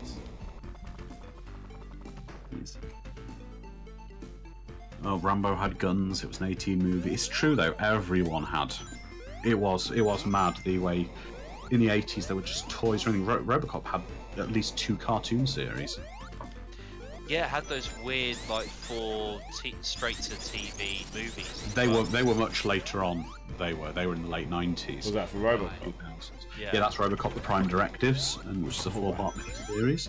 But there was RoboCop and RoboCop Alpha Commando, and it was about basically the first was like a continuation of the film, and then the next one was RoboCop, like he'd been frozen and then defrosted so many years in the future. Right. So it's it was there. Toxic Avenger, yeah, that's another good example. Never watched that. Haven't you? It's a weird one. Wasn't there like a cartoon series called Toxic Crusaders? Yeah, there was. I'm not a big fan of a lot of the Troma stuff, I've got to be honest, but I'll tell you one film I think is brilliant to this day that is lumped in with those is, have you ever seen Return of the Killer Tomatoes? Yes. Because it's got George Clooney in it. He loves getting about in weird shit, doesn't he? It's one of his first ever role. In what do you call it? South Park. Is he? Yeah. But it's brilliant, absolutely brilliant. Beetlejuice was a shock, but yeah, but live action series. There was Nico Paul. There was also a RoboCop live action series, which was awful. It was absolutely awful. Attack of the Killer Tomatoes had an NES game as well. Yeah, it was. It was quite a big franchise at the time. It was, yeah. I mean, I watched it when it was on, but I was never like religious. No. But the film was great theme tune. Oh yes. Most TV shows did have good theme tunes. Oh, Black Roses is talking about. What about when Ninja Turtles was a live band you could go see? I think you mean the Coming Out of Our Shells tour. Oh yeah. Yeah. Let us never speak of Black Roses. Are you my sister? She's got a very similar name. I don't know if that's her YouTube account. You could say yes now, couldn't you? Like... Oh, is it your sister, Dan? It might be. I don't know. No, they just said I am. So I'm assuming it oh, hello, Elizabeth. Feel free to join in the chat if you like. One of the things that was quite prevalent in the 90s as well, which was again open to kids, was things like the walk-around experiences like Alien War. Yes. We've talked about that quite a lot because I'm doing a video related to something else that's maybe related to that, but I'm not 100% sure. The channel that I want to work with on it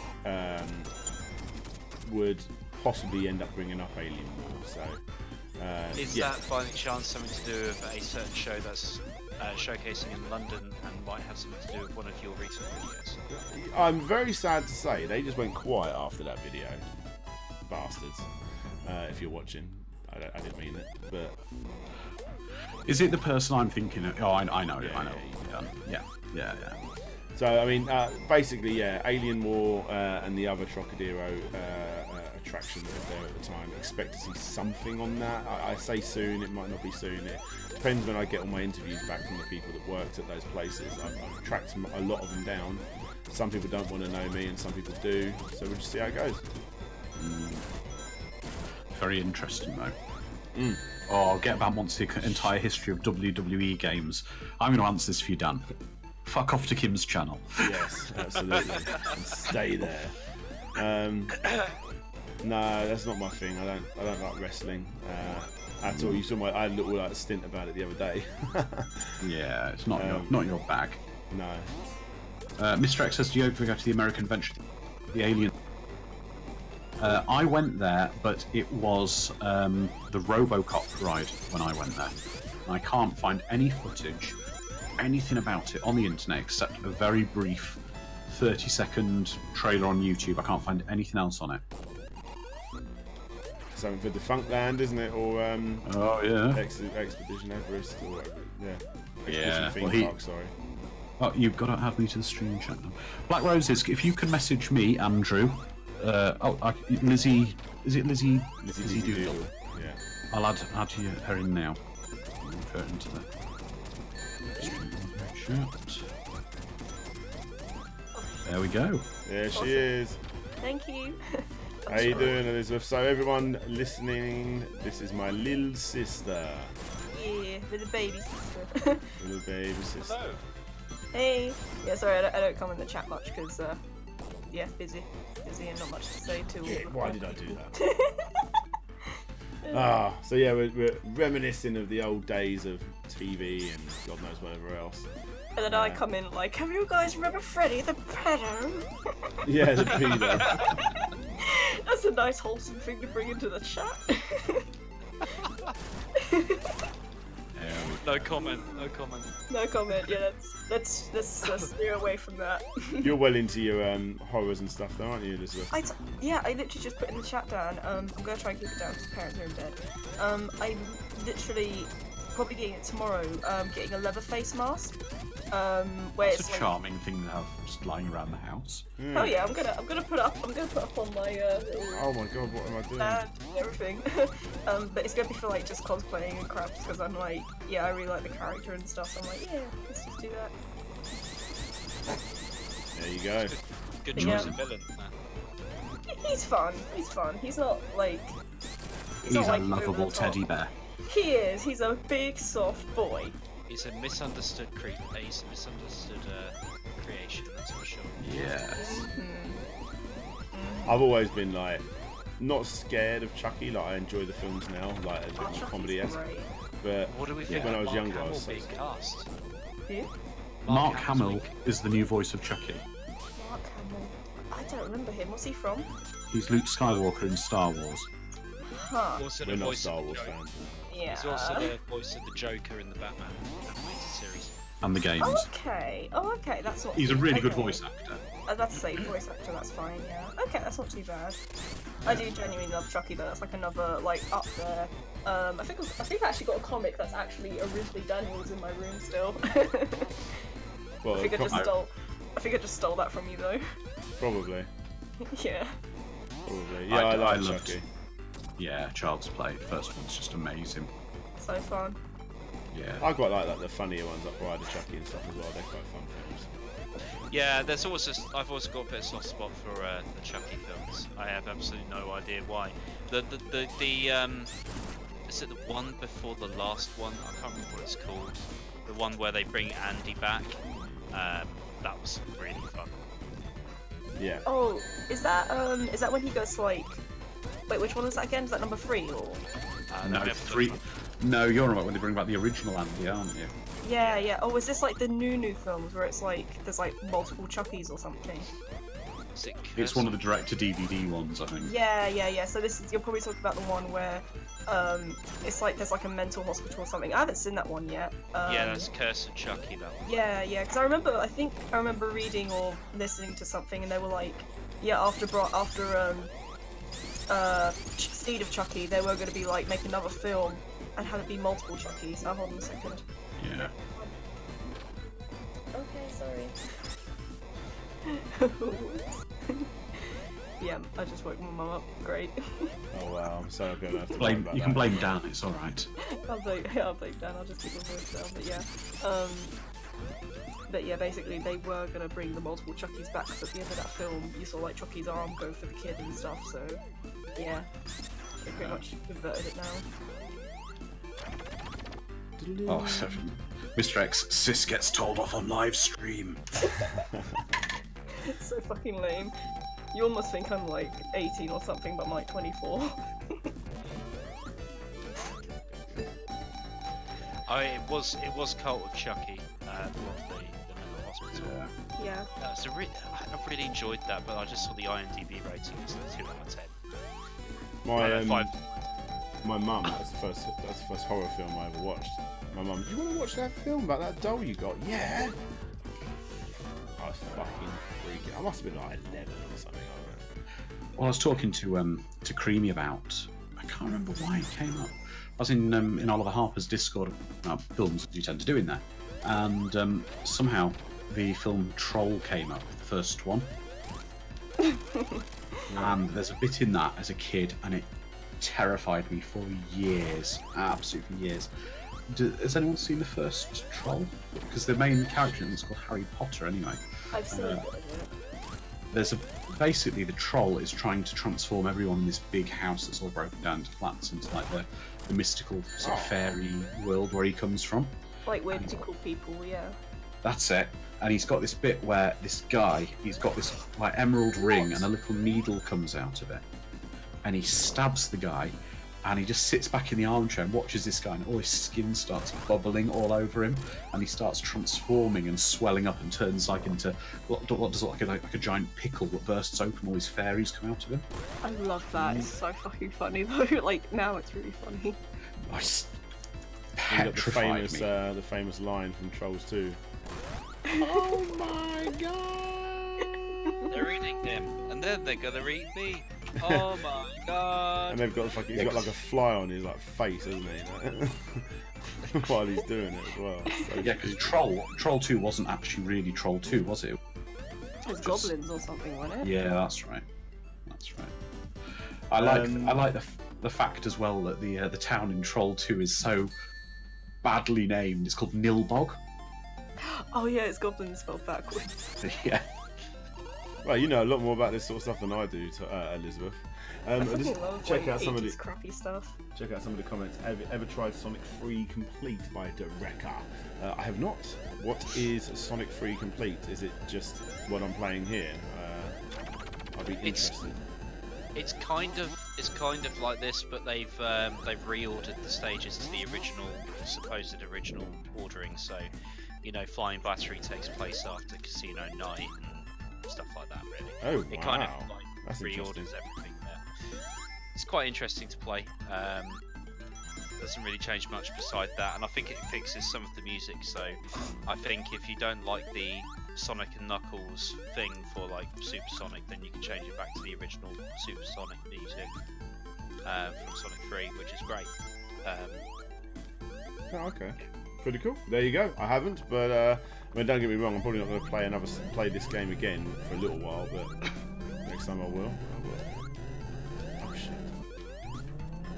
Get banned. Did anyone play that isometric 3D game? My sister had it on her PC when I was young. A little more. I would think Sonic 3D Blast. Oh right, yeah. I only ever played it to the second level at most. I really didn't like the game. Right. I like it on the Saturn because one, it had a really great soundtrack, and two, it had the amazing 3D special stages. Yeah, I'm gutted I sold my copy of that. Sold my Saturn collection. It just like the music just made it worth playing because it was Richard Shocks again. Yes, Jack and Blue Jack. I'm sure he was a part of Louis Mez Digitals, wasn't he? Took a on the day, Jack. Remember that old Sunny D advert? Yeah, he did that as well, I believe. Oh, when you were doing that bit, I thought you'd like. Do you remember the Citroen advert with the car that was transforming? Yeah. Oh, that's the same one. Yeah, that's the same music. Is that the same music? Yeah. I'm sure that's the same song. I need to look up Louis from Mez Digitals. I'm sure he was a part of that. I might be completely wrong there. Either way, they did that song. Rumac. Yeah. Oh yeah, there's that fun fact about Sonic 3D Blast. Like, if you're playing the Mega Drive version and you tap the cartridge in a certain way, it'll bring up a level select sheet. Yeah, same as what you call it, Mickey Mania does that. That was such a pretty game. So Get Bant wants to know, Dan, is Sonic 3D Blast on this clone Soul? Is it on it? Well, isn't it that a PC game though? Sonic 3D Blast. I mean, yeah, you can get it on PC, but no, it's just a Mega Drive game. It's like one of the final Mega Drive games. I remember seeing it when I got my PlayStation 1 for sale. Yeah, it's just Sonic 3D Flicky's Island on the on the UK system. So it'll play on thingy. It'll play on this definitely. I've got it down there somewhere. I might have a couple of copies of it actually. I need to get rid of a couple of my old Sonic games. There we go. Oh gosh, Try Sushi. What's your? This has been going all night. This question, dude. What's your favourite Genesis Mega Drive soundtrack? Sonic 3 and Knuckles. There's a lot of good stuff though. I always find myself going back to Global Gladiators. Yeah, it's a good one. I love that. But again, what's his name, isn't it? Tommy Tallarico. Yeah. Earthworm Jim. I've got that on vinyl, the anthology, and it is incredible. Oh, I shouldn't be going there again. That's probably one of my favourites aside from like any Sonic one. Yeah, it's incredible. What else? Oh, I mean, there's so many. Gunstar Heroes is amazing. Super Hang On is amazing. So bloody good. I really would love to hear the Shark X68000 release. See what that sounds like. I don't know. Like, there's a million and one. Streets of Rage 2. Oh my god, why didn't I say Streets of Rage? Yeah, Streets of Rage. Just for Dreamer. If I was going to pick any one song from that game, it would be Dreamer, because it's just brilliant. I've always been a fan more of Streets of Rage 1, everything, game and music. Have you done a Global Gladiators video yet? Yes, I have. I did McDonald's video games, and that got a big shout out. Well, not shout out, like I fully talked about that game in that. Yeah. Did you mention the McBarge in your video? Oh no. That is one of the weirdest things in existence. Giant floating abandoned branch of McDonald's. Yeah. It cost like on old Reddit or something. I love that background. That background there is stunning. Where you see Robotnik's like little Death Star looking thing in the background. It looks so beautiful. And this is where I have a bone to pick with any like modern Sonic game. Sonic 3 and Knuckles was so effective in its storytelling because it didn't try to tell you anything. It just subtly added elements in the background. Yeah. Like, it didn't look at that. That's beautiful. I kind of like how it looks like it's looking at you like, ooh. Yeah. When it just flash fries the arena you're in. It's just brilliant. It does look really cool.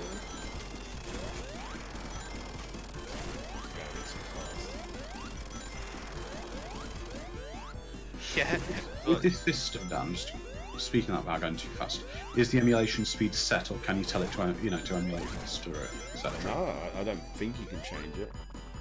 So there is a thing about it. Like if you go like 0 lag, then it will play at just about 60 Hertz. I think the original Mega Drive was ever so slightly higher. But it doesn't have the ability to, like, say, emulate it at twice the speed or something. No, it goes for full. It goes for recreation. Yes, there you go. This is the power up you need in this one. Oh yeah. Let's fall down here. Dunk. Have you ever completed this, Elizabeth? Is this CD? No, 3D and Knuckles. 3D and Knuckles. Sorry, 3 and Knuckles. No, I don't think I did. I know I've completed. I don't know actually. I legit can't remember. I know I've completed some. I haven't completed Mania yet. Oh, Mania's stunning. It is stunning, and I love all the references. I'm like literally. Oh no way! That's annoying. Lost it. Oh, and all my rings. Oh. It's all about just landing on this. To be honest though, I think like you and me grew you grew attached to Sonic from like obviously this stage. I grew attached to Sonic in the adventure stage, which is like when the downfall kind of happened. Yeah, but adventure at the time, adventure was very impressive though. It was for the time. I still adore the adventure game. So do I. I fucking oh my god! Like I'll do a live stream. I'll do a live stream of that one day as well. There's so much Sonic Adventure 2 music's so fucking good. Yeah, I wasn't as over keen on Sonic Adventure 2. I never completed it. I love Shadow though, it's funny. It's just so moody. It's like, chill out, mate. He literally is the colours that I dressed when I was 14. Oh no, I like Sonic Adventure 1 and 2. It's just I think you kind of just have to recognise them for what they are, and that is games that have not aged well. Pretty much. But I love the first one, and goosebump inducing. You see that intro and the music. Oh, that was insane. Even now it still gives me goosebumps. I think as well, like when I was younger, I was really impressed with how all the characters' stories, even though like not all of them had the best gameplay, a lot of them like the story merged really well. Yeah. Like I remember being young and being really impressed with, wow, it all merges together. So, yes, it's happening. Another bit of subtle storytelling coming up, which I really like about Sonic. This is the mosaic. This got me so excited as a kid. I couldn't believe this. I was like, oh, so incredible. Because I believe, even though I was desperate to try out playing as Knuckles, the first time I played through this, I played it with Sonic, and just seeing this happen, oh, fucking idiot. Like, incredible. Oh god. The little like Aztec like little thing in the background. Oh no. Oh no. Oh no. Sorry, I'm timing it to what I'm seeing, and there's a difference in what you've got there. Yeah, same here. I remember though in oh god, not Sonic Adventure, but just Sonic the Hedgehog when they introduced Silver, and he was like, "There's no use." Oh god. I love Silver though. I love his weed head. That's bad, isn't it? That literally one for the whole fucking game. That boss gives me nightmares to this day because it has that infinite, like, slightly non-death loop thing. So if you have one ring and you get slammed into a wall, this then is you are such stuck good storytelling. in a loop of that. Oh my You're god. like desperate to like save Knuckles, and he's just like, oh no. It's so fucking good. Oh no. Look, it's like when Tails crashes, like, look out, you're gonna crash! Ah!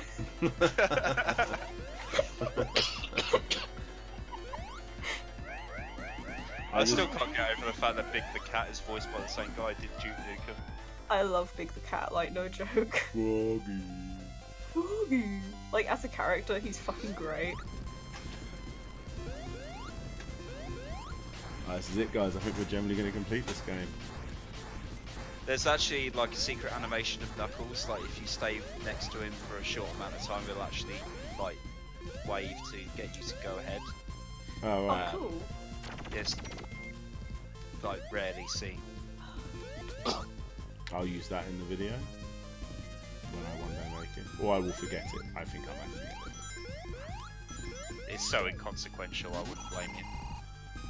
But it's just a nice little touch. I like how everybody's like, well, Snezman is in on the Oh No game. That's right. Mellow Gaming, did you get all the Chaos Emerald? Where is that damn Chaos Emerald? God's sake. Shadow the Hedgehog, why? Why did that game happen? Well, I'm waiting for Dan to finish, Dan, because I've got, when I go to bed, I've got to be up in the to go to that place I've been at last week. Well, mate, if you want to go, that's fine. No, I'm fine for another 10 minutes. I might be a little bit longer than 10, but we'll see. We'll see how we do. I'll give you 10. I might not be on long because Mum's literally like sent me a message, like just literally texting Elizabeth, please.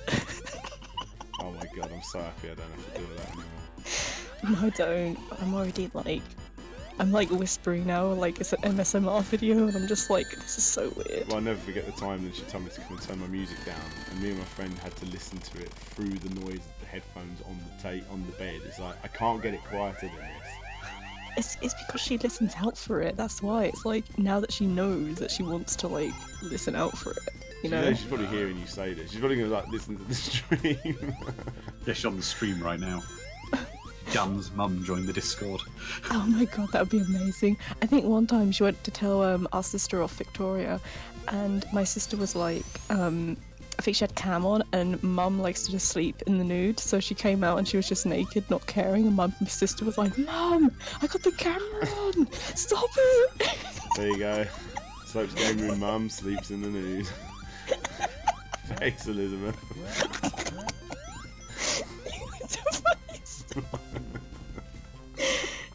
I'm saving this one for the VH1 special. Yeah. Buy her some earplugs. I can't believe you fucking said that on that. What? Nothing. It was just a funny story. Bone Zone's comment. Oh, I think God. we just missed that in all of that madness, but you know, I'm not gonna read it out. Yeah, let's we'll not talk about that one. Did But what you we will just say read the is, 1 million sub one? Is that what you just read? yeah, the 1 million sub comment. I'll read that from Mr. X. Mr. X, 1 million sub special. Dan invites his naked mother in it by accident. I'm fucking crying. What have you done? I'm trying to be so quiet.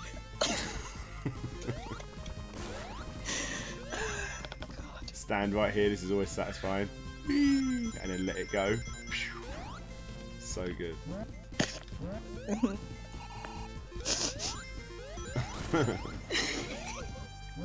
It's ridiculous. Bone Zone, we're not. It's cool. Your religion, dude. It's cool. We respect all. Like, anyone can be anyone, anything. Absolutely cool, dude. We're not laughing at that. We're laughing at the fact of talking about Dan's naked mum. Yeah. Leather. Can we Yeah, I mean, stop? but we're playing Sonic and then suddenly naked mums get announced. You know, Yes. it's gonna raise a few smiles. God damn it. Yeah, it's definitely nothing to do with a religion, I promise you. Ah, you anus. I was just literally just trying to say how ridiculous our mum is when it comes to, like, she hears someone, like, one of us, like, on a voice chat or something late at night, and she will, like, purposely, like, listen out for it, I swear. Oh, this is a good looking boss, isn't it? So in a minute, Dan will start getting texts off your mum. Send her to bed. Yeah, I know. I might send her a message and say, she just won't go to sleep, will she? Don't be a twat.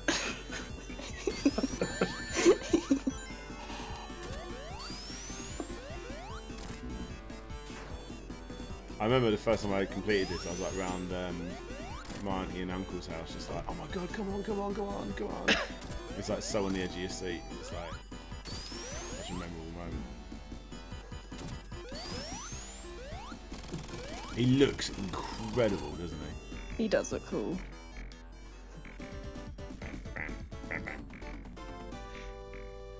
Yeah, I always like that Metal Sonic design. That. Dry Sushi reckons we should get Mum on the chat. Oh my god, that would be so funny, like, one day you'd have to do a stream, like, featuring Slope's mum. Yeah. Slope and his mum. I don't know, play columns, I don't know, what would she play? She likes Bust a Move and stuff like that. Oh yeah. Yeah, there's a PlayStation game she was obsessed with called Ballistics, which is essentially what was that frog sort of Buster Move looking game?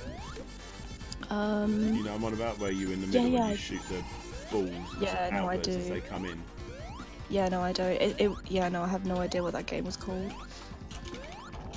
What about that driving one as well, or was that something? Wipeout.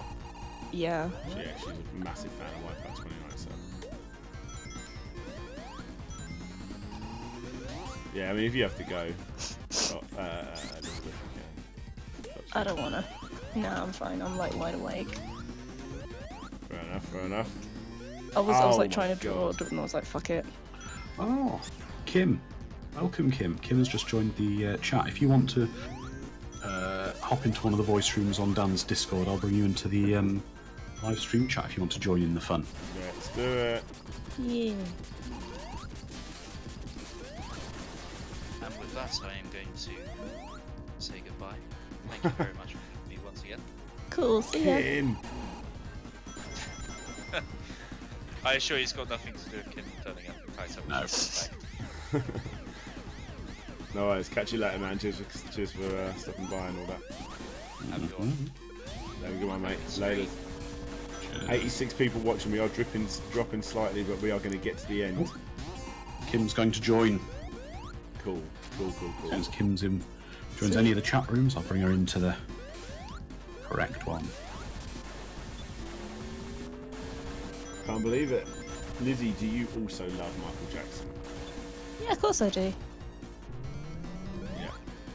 I'm like genuinely really upset with everything that's gone on because it's hard because it's like I'll watch like Let's Players and a lot of them are like, oh yeah, that guy he did that, and it's like you do realise the guy who's like framed him was apparently really shady and he like slept with a bunch of like artists like wives and stuff like. Yeah, it's just, yeah, I don't want to go into topic. It's genuinely really sad. Yeah, it's probably best we don't. And it's also like super controversial because yeah, just no more. Ah, no. Oh, that was lucky. I can't believe I've actually like done this entire game tonight. How long have you been playing it? Let me have a look at the time. However long the stream. After 9:30. Yeah, 9:48 I started exactly. Oh. Oh, fuck you, Tails. Look, he keeps doing that thing where he bounces it back the other way. Tails, fall off. Oh. Die. The Bone Zone, I love your vid slopes game room. Much love from Saudi Arabia. Thank you very much, buddy. I really appreciate that. Excellent, thank you. And Raina Watt, I don't do many streams, but when I do, she is always around. He was an unusual man, but he was a great singer and an amazing singing voice. Yes, I agree. Yeah. Sorry, Kim's saying she can't get to the room. Kim, join any of the room on Discord. This is a special room. So This if you is just quite join any a of weird them. bit. You have to like get all of the colours. Done that now. Kim, if you go on to Let's Voice Chat, then there you go. There you go, she's in. There we go. You're in now, Kim. So, stream audio chat. Welcome, Kim. Hello? Hey. Hello. Hi. Oh, shit, I'm in. Okay. I'm sure everybody here knows who Kim Justice is, but if you do not, go and sub to Kim Justice. Okay, Very good channel. That always looks incredible. That I always like that. It's an okay channel. Yeah. Get bamped. Ask Kim your question you asked Dan earlier, and I'm sure Kim will give you a better response. Wrestling one. But like Kim, didn't think that video of Bret Hart, that guy, was the most stupid fucking man in the world to attack Bret Hart there? Oh, the fucking guy who attacked Bret Hart. I mean, God. Yeah, but of all the places to do it as well. You just kind of asked him to get beat the shit out of. Oh yeah, he completely. I mean, it was the fact so many people just piled on him. He was literally next to most of the roster. I always just suicide this. Why would you do so? How are you, Andrew? You alright? I'm alright, thanks. I'm alright. So I'm going to be up for a little bit something to do in the morning, but so Get Bamped. Get Bamped wants to know, Kim, what were you disappointed with at WrestleMania 35? What was I disappointed with? I actually thought it was a really good show. I really enjoyed it. I watched the whole thing. Get Bamped says I wanted Charlotte to win. Really? You wanted Charlotte to win? You didn't want Becky Lynch to win? I'm also seeing Johnny Wednesday. I love Kim to bits. Yeah. Oh. Bless you. Thank you, Johnny Wednesday. I don't know. I mean, I wasn't really disappointed with a whole lot of WrestleMania. It was a pretty good show. I didn't watch. Pretty much everyone who I wanted to win won. So I didn't watch WrestleMania. I watched the Hall of Fame inductions, and I thought the DX stuff was awful. It was like really censored, watered down DX fun. It was just kind of pretty cringe. I mean, the only thing I was disappointed with is like, it's like even like one thing that I did notice was like, because I mean everyone like with the whole like Hall of Fame thing is like, oh yeah, China, you know, China did this, China did that, and then it was like, and then when they did like the women's tag match, it was like, oh yeah, Beth Phoenix was like the first person to like do a Royal Rumble. Like to be in a Royal Rumble. Like, wasn't she? Hello? Yeah, it was China back in 1999. So yeah. Hold on a second, I'm just gonna get something that I can put my mic on. Hold on. I need to get a new lead actually for my headphones because my rabbits chewed it. There you go. This is what goes on in the Slopes family household. Exciting world. All my buddies are very exciting, I'll have you know. If you ever hear like random scuttling in the background or something, that's my rabbits. Are you going to any conventions this year, Elizabeth? Me? Oh god, yeah. Usually I go to Hyper Japan or just Comic-Con. I do want to try and find just a couple more. I mean, if you're going to any that you know are like, because what was the one we went to last year where we met bloody Kadikarus, that was it, yeah. The Anime Expo, they invited me again. Oh shit, cool. I mean, I might go there with you if you want. Well, I said no. Ah, okay then. That's cool. I wasn't the biggest fan of that event, but it was good. I mean, I got to meet Caddy. Yeah, that anime convention didn't. They didn't do it for you, did it, either? They kind of did us dirty. Yeah. That is a good way of putting it. Actually, it definitely did do us dirty, didn't they? Yeah. You're on at 9. It opens at 9. You're the other side of the hall. Will anyone be there? No. No. Pay for your own train ticket. Yeah, I could kind of tell. It was a tough gig. Get yourself to a Play Expo. They're a lot of. They're just silly. You'd probably quite like a Play Expo, Elizabeth. Well, actually, I don't know if you would. It's mostly retro gaming. There's a little bit of cosplay, but it's definitely not the centre of attention. I was about to say, when I go to cons, I usually like go there for obviously just like the stalls, the cosplay. I don't think I've actually ever played a game at con before. I have to say, when I went to Rezzed, I think I played more games there than I played at all the other Play Expos combined. I didn't play many this year, but a lot of them were the same from the ones I went to with the other EGX one that Sega invited me to. Right. I like Play Expo, but sometimes getting to the machines is a nightmare. London was basically impossible. If you for me, later on in the day, it wasn't too bad. And for me, the Play Expos are more about just, meeting everyone. Yeah, the stalls are quite good as well. It's like being with friends more than especially the legendary Blackpool, even though. Yeah. Because most of the games at Play Expo and that, if it's just stuff playing Flicky on a Mega Drive, well, I can do that at home. Yeah. It's normally cool. Well, usually it's Quan who wins all his rare stuff. Yeah. It's that's different, so I'll do that. Oh, here we go. Come on. I'm still a bit disappointed though. I finally got to play on a Pippin, and I was really disappointed. You didn't play on it? Well, it wasn't as terrible as you thought it would be. Oh, you did, and you was disappointed. Right. I was really disappointed on it. I really found I'd always wanted to play on a Pippin, and it was like it's not very good, really. No. I missed it again. I hate this level. Yeah, it's as far as the playing goes, it's the rare stuff that's more interested in just playing some Mega Drive game. Yeah. And with Blackpool, it's the fact beer's only just over £2 a pint. Yes, that definitely helps as well. So Dan doesn't know that spin dashing. I can't wait for Manchester. I'm so happy that we're back in Manchester in a couple of weeks' time. I do want to go to more conventions outside of London, I have to say. Well, yeah. Get yourself to I did not know that. No. Get yourself to Manchester in a couple of weeks. Yeah. I have gone round to that area. It's not hard I for don't me like doing that. What, travelling to Manchester? No, I'm just I tried out something that someone said in the chat, which I didn't know happened, but I'm very good. Oh right, sorry. So I thought you were talking about you didn't want to take your sister to Manchester. You're not allowed.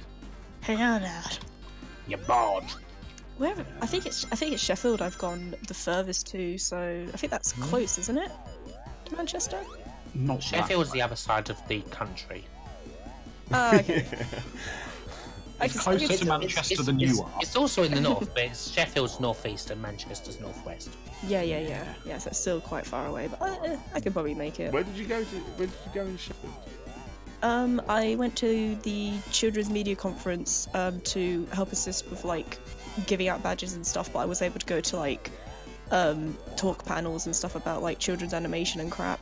And then also I went to Alton Towers with my mate for a birthday gift. Bloody Alton. It was fun. It was alright. It's no Disneyland though, so you know. Well, Garden Disneyland theme park. shitty. They should change it. Garden theme park. have a look, Kim. I'm already on the recce. I might have found the pimp shui for Manchester. Oh, okay. Just sent you a link on Discord. Please do.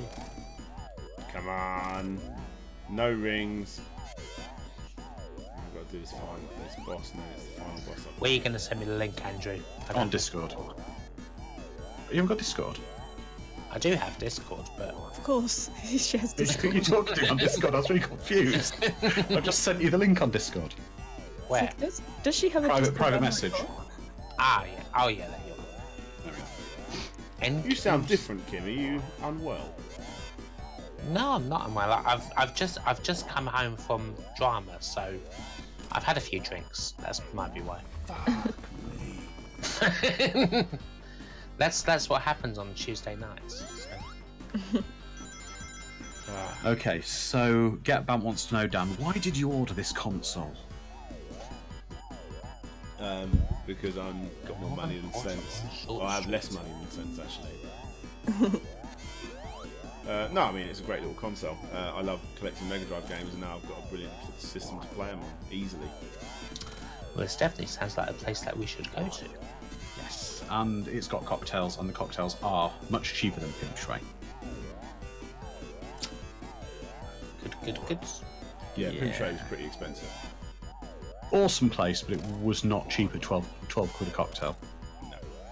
Although they did have their at Pimp Shui, they did have oh, what was it? What's the You were on Sambuca, weren't you? No, not Sambuca. What was I can't remember the name that I'm thinking of, but it was fairly The cheap. Spanish that one, place. isn't it? Yeah, not Sambuca. Sambuca's the liquor. It's the No, it's the Sangria. Sangria. Sangria, yes. Oh, how does that Which get was me? very nice and quite cheap for that place. Yes. It's so hard imagining my brother drinking now because he's got a kid and it's like hardly ever. I've got my own beer. I know you've got your own beer, but like, I don't know, I can't remember the last time you had like a right piss up. Well, come to a Play Expo once you bloody get drunk. Yeah, And then about an hour first later one I get was healed. destroyed. Oh my god. First one wasn't good at I'd all. love to get drunk with my brother again. I don't think I ever did because I was quite like I didn't start drinking till like quite later on because when I was younger I was like, no, I don't want alcohol, get it away. But now I'm like stop trying to impress no one. We were getting fairly close on Saturday, and then we went for food. Yeah. Hey, there we go. With no rings on the final boss. This is going to be fun. I had a friend who got thrown out when I went to a buffet in Chinatown. They went, no more for you. You eat too much. Leave. Whoa. Oh man, the final boss with no rings. Fuck me. Oh shit. Thing is, I mean, the place that we went to was like Chinatown, like proper classic service. It was like, eat this and then fuck off. It really was, yeah. I love how big this boss is, but it's going to be so hard with no rings. It is, yes. Oh god. Mad Max cocktail. Amazing House rum. music. House rum. Grapefruit. Velvet. Falernum. Something. Absinthe and lime and cinnamon fire cocktail. That was Big man summer. There's a way if you jump just at the right time, you can get a double jump in there. Not with tails Oh, fucking cool. it up. But... Get There bad. you So go, you're like doing that. Play Expo in Manchester. Yes, we never give enough notice. Yes, You've got absolutely. it for a month. In literally a couple of weeks' time, we will all be at Play Expo in Manchester. Fucking hell, I've got to finish off what I'm doing. Yes. There you go. He's got the devil horns up now. I love how big he is. It's amazing. Like, what's he standing on? Oh, you're gonna love this, this His Kim. favourite game of all time. I've booked my room at the Norbreck.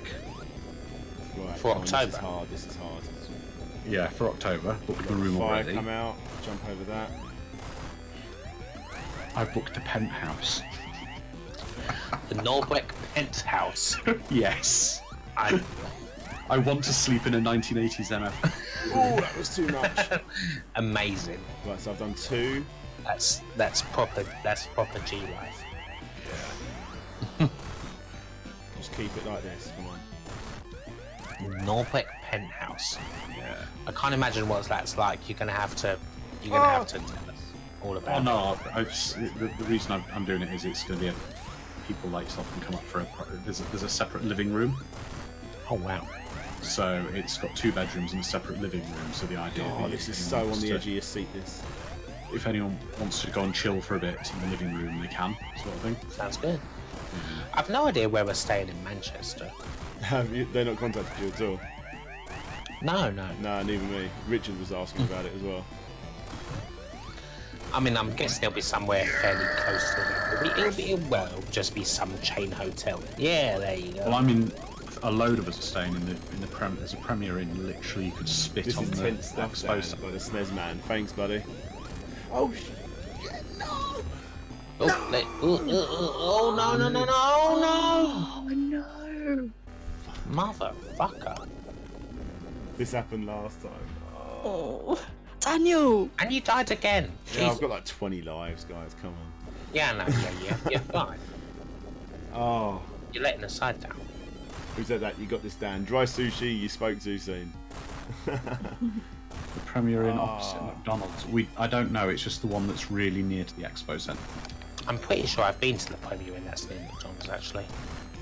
Like You've been to the first time I went McDonald's to near Expo Premier Inn. Manchester. I'm pretty sure everyone's. It's the Premier Inn. Most of the gang are staying there anyway. I know. Like Scott is and a load of the others. Mm-hmm. I have no idea where the guys will book us. I hope it is a Norbeck, because I think that's quite a funny little place. Well, we probably won't be staying in the Norbeck in Manchester.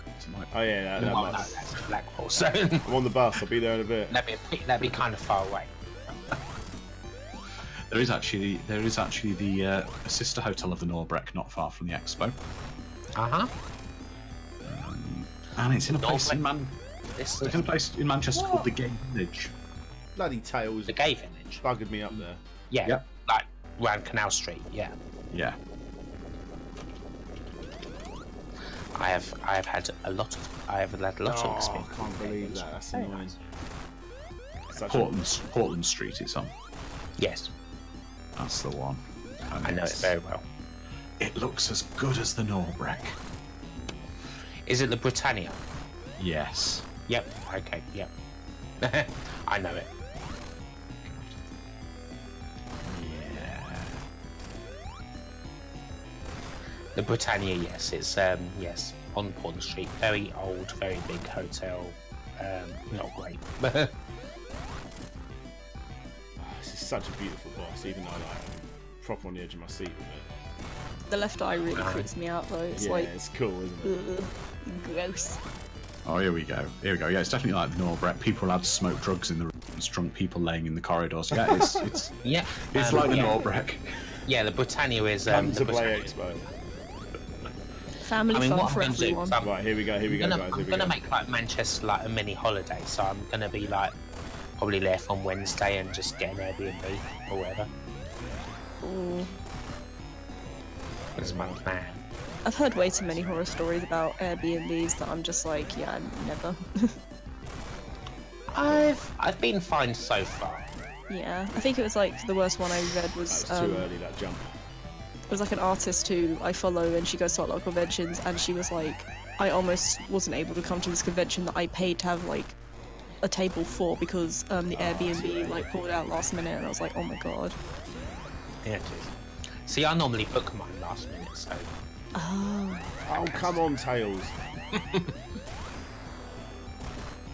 So I'm really not listening to anything you guys are saying. That's alright. I'm just talking. Yeah. It's too early, that jump. Manchester should be a good laugh. Mr. Harper will be joining us. Yes. Indeed, you will be.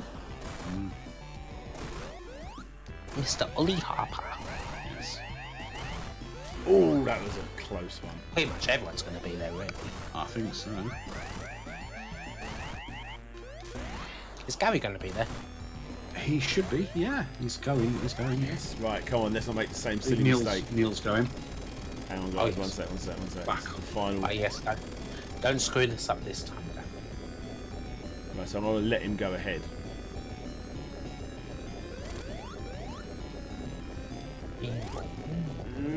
They do it so it's just on the edge every time. It's such great game design. Yeah, this is where if the console's slowing down, it really screw you. No, no. Oh god. Fucking have that, Robotnik. You fat Hey. bastard. Yeah. You got him. Man. Got the bastard. Yeah, I'm supersonic. Hey.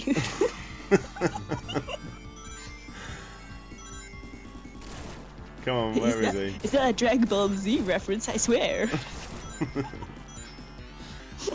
Level 1, what now? I don't know. She watches a lot of YouTube videos. He is a bit like a Super Saiyan, isn't he? He looks like super. I think even the creator of Sonic or something was like, oh yeah, fucking Dragon Ball Z was like inspiration or something. I don't know. Yes, perhaps. Could be. I don't know. I know nothing about that sort of thing. I used to watch Dragon Ball Z. I did. I watched it a bit because of my sister, but I know I'm like going a bit ridiculous getting these coins. I should push ahead, but I'm happy with just getting them. Yeah, just get those coins. You gotta get that 100, you get enough for extra life, and you need those. You've only got 19, it's not looking good. Oh, hang on, how is it? How do I do this again? I've got to push the button, right? Oh no, I have to get the things to actually go onto his head, don't I? That was it. Yes. Oh, come on, they must have got it. Which is hard to navigate them. There you go. Yeah, he's making it. Oh, come on, what hit me then? Oh, those little bits, what are they? Bullets. He's firing them shots. Take this, Shots Sonic. fired. Oh, there's another one, that was easy. Another one. Take this, Sonic. Pew, pew, pew. They're tiny little things, aren't they? Like pew, pew, pew. There you go. It's like I'm gonna try and shoot the fastest thing alive by sending it the slowest fucking bullets and missiles. Have you heard that Ken Penders has been doing like really bad stuff on Twitter? Shit, come on. Yes, Who? got it. Ken who? Ken Penders. Did I just complete Sonic 3 and Knuckles? I think I did. I think you completed it, mate. Oh no, hang on, not yet. Ew. Shit, give me coins. Literally, I need a boost. Ah, yes, Kim, I'm reading now. This is not good stuff. No, very bad stuff. Stuff you Come really on, give me shouldn't. coins. Where the fuck's the coins? Rings. Why do I keep saying coins? I don't know, No, got Marion. 4, 3, 2. Say how many other Shit. played. Yeah. Ooh.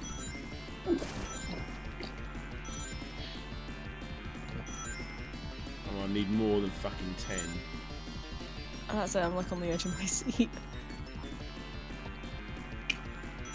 It's tense as shit.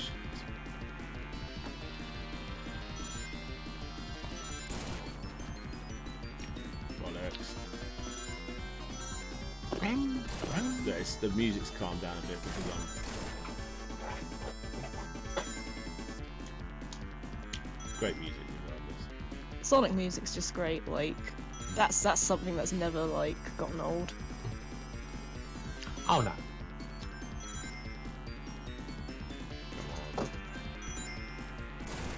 How do I hit this one? I can't remember what I do with this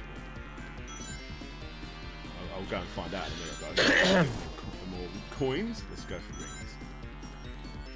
Get those coins. I keep missing that top one. That's a good one to get. There's I am some liking it, 78 but people controlling. watching you do this, Dan. I know. Watching me It's just insane. go back and forth and get Dedicated. rings. Is there, by the way, guys, is there anybody in the chat here now that has literally watched me do this entire game? Because that is, you guys need the fucking, I don't know. That's dedication. Yeah. I wouldn't even. There I must wouldn't, Well, 30, we're aside, getting a lot aside from better. me, Yeah. You have. Even the people that were in the Raina chat with has. us, they had to go. Raina Oh, Watt, she was there that's before it Raina Watt. started. Yeah, Raina Watt, I think, was in here about like 6 o'clock or something. Raina Watt's an awesome viewer. He's always been on my streams. Mr. X as well. Mr. X. Right, we're getting close. We've got 40 now. Let's get into a good number. I'd like to get to about 50 comfortably. Yeah. I appreciate all my brother's supporters. He works very, very hard. You said this weekend's video is What you gotta say? Do you want me to say what it is? Elizabeth. No, he gets my name up sometimes mixed up with my other sister. Oh shit! What do I do with this one? I can't remember. Do I get? no, like literally, I think. Well, don't get hit by rocks for a start. Well, they're like there in front of me. Oh, it distract you a bit, yeah. The answer is. Oh, there you go. Just hit him. There you go. Just gotta whack him. Oh, Sonic's on my ass. Whack him good. I don't think I needed as many rings. Stop it. And J. Keeley Company made it a quarter way through the stream. Still not bad. Still pretty good. Pretty good stuff. So yeah, Daniel, what was the new video you're gonna do? Because last one I Mario watched was Kart: The Complete History. That's gonna be a good one. I think the last one I watched was your dog one, about the Kickstarter dogs. Oh, there we go. Yay! GG. G fucking G. Peace. Yes. J. Keeley Company, thank you so much. And you actually are a join member. I don't know what they call them. Are they members on YouTube? I appreciate that. What you're doing. Very cool of you. Ah, yes. Completed the greatest game ever made. Completed it, mate. Yay! Good stuff, Dan. Well done. Look at that pretty. A little bit of extra animation there where it turns. I mean, attention to detail, they didn't tilt the Chaos Emerald, so Master Emerald. Yeah, but the chain is loads of balls, so when it twists, it keeps the back one the same. Well, then the Master Emerald should have tilted in time then. Hey, Jay Keeley, look. Andrew, she's using my little, like, emoticon. Yeah, using your the little my custom emoticon. That's right. Oh, wow. We did it. We did it. Thank you, Grizzly. You're not here anymore. Creamy, you're not here anymore. King Monkey, you're not here anymore. Lucia Softail as well for joining Mr. Mayor Quirt. All very cool people. Chat. So happy. But I didn't get all the Chaos Emeralds. I could continue playing and try and get those. But fuck me, it's 1:30 in the morning. Maybe I won't. It is 1:30 in the morning. Play another game. No. Please.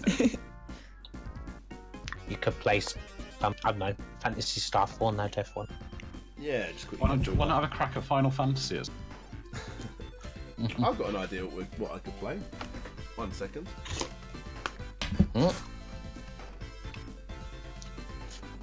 Got an idea. Play some Green Dog. So weird. I haven't actually gone to my brother's new place yet. Really? Yeah, it's I've got like a stupid schedule at work, so yeah. Getting in the way of this. So firstly, I need to do a proper shout out for this, but give a massive shout out to Andy Remick and Oliver Frey because they've sent me. I won a competition actually.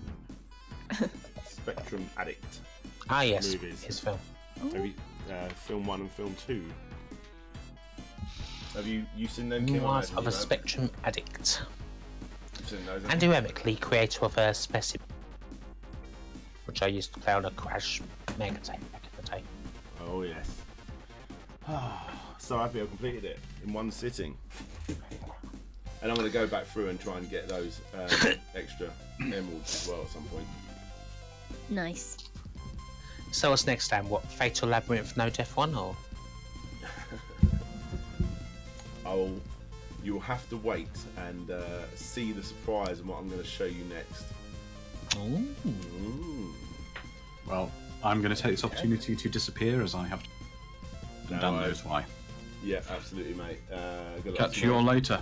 I'll catch you later. See you, Andrew. Bye. Bye. Bye. Fucking great game. Special thanks to Gina Ishiwataba. I can't say this. Oh, there it is. There's the music. Presented by Sega. Sega. I really wish that the Sega doll. There's the supersonic ending. We have got the hypersonic ending, which is exactly the same, but just he glows a couple different colours. Oh, look. There he is. That's so creepy. It's very cool, very copy. Andrew Dalton, later. See you later. Right, and then it just plays this forever until I push a button on the controller. Until you reset it. Imagine being a kid playing that in the dark of the old TV, and then like that happens, and Eggman. Ugh. He used to be a really scary character. So I've still got another 1, 2, 3, 4, 5, 6 Chaos Emeralds to get. Which I'm not going to do right now, because I want to try something. Let's put it over to pause while I just change the console. Ooh. Yes. Sponsored by. Yes, Player One Clothing. Please go and check them out. It does help the show. Check them out. Check it out. Anyone remember that Beastie Boys tune? Yes. What's it all about? What? Check it out. Let's turn this mother party out. Yes. Do you still do t-shirts, Daniel? Actually. Right. Well, the company I work with, Player One Clothing, do. I was about to say, would you, if I could get that picture of, do you remember that birthday card I did for you, where I drew you as like a Mario thing? Yeah. I could probably try and outline and colour that, and then you can use that design for whatever you want to put it on. Yeah, sounds good. Yeah, sure. I just need to put it wherever it belongs. So this is the game we're going to be playing, guys. Does anyone recognise what this is? Recognise the bear? But I'm only going to play it for like 10 minutes or so. It's super cute though. Anyone in the chat know what this is?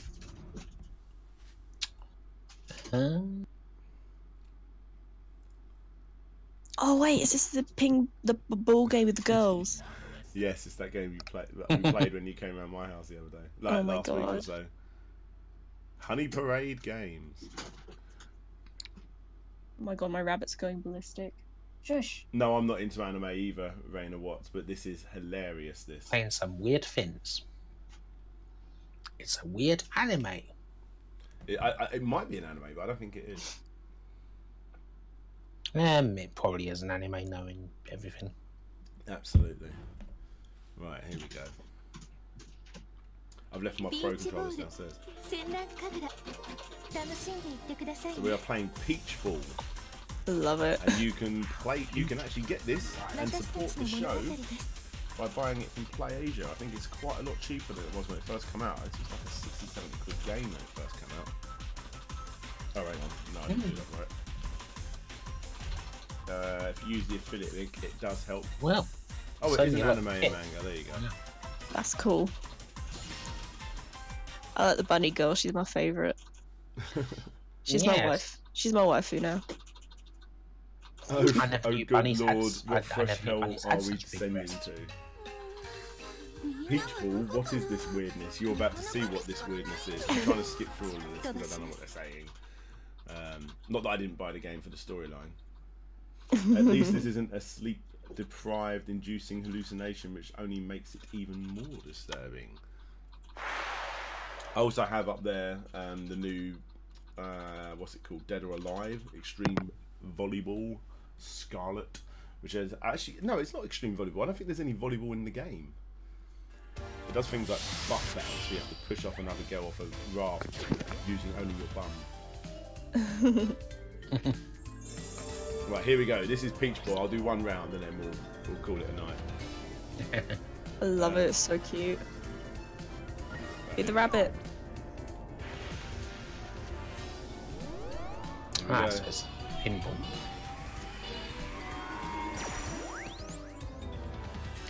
Which anime do you want to select? It's such a random game. Yeah, so this is probably not going to come out in the UK or America. So if you want to get your Definitely copy, not. use Slope's Game Room Play Asia link. What the hell is this? Okay, this is weird. It really gives me like Sonic Adventure vibes where you would go into a pinball machine. Yeah, I know what you mean. I thought that like that bit at the beginning where you're shooting up or something. Yeah. It's so funny if the pinball was Sonic and he was hitting like girls on the titty. Alright. I'm not doing very well at this. Oh. Oh my god. Is this your sort of game, Kim? Absolutely not, no. Kim It's, has refined tastes. What the? It just looks. Yeah. It looks Japanese. That's When I how. get Yes, into it it goes into these little special bonus rounds, which is what it's all about. It's quite funny. You gotta get in the bonus. All I just see is tits. Like, tits. I haven't even noticed it. Well, you're obviously very into. Blind. As a composer. Oh. You're obviously very into the game. Yeah, that's it. That's it. Or Totally. whatever that's worth. You just seem to be hitting the big in the middle. It's like, Oh, there we go. We're going into the special round. I honestly kind of like watching the. Oh my god. Sexy challenge. Oh god. I was just saying, I kind of like watching the anime girl react to whatever the fuck you're doing. it's like, oh no. I didn't know this was an Please don't anime. make me take off my few clothes that I have. I think they're like half rabbits or something. No, no, boobies. Sexy challenge, okay. Japanese is a very like. I'm always wondering like, is it a sexual like way or is it, Oh, or are they the- like not? It's The, very the weird ice to cream's me. melting. Oh my gosh.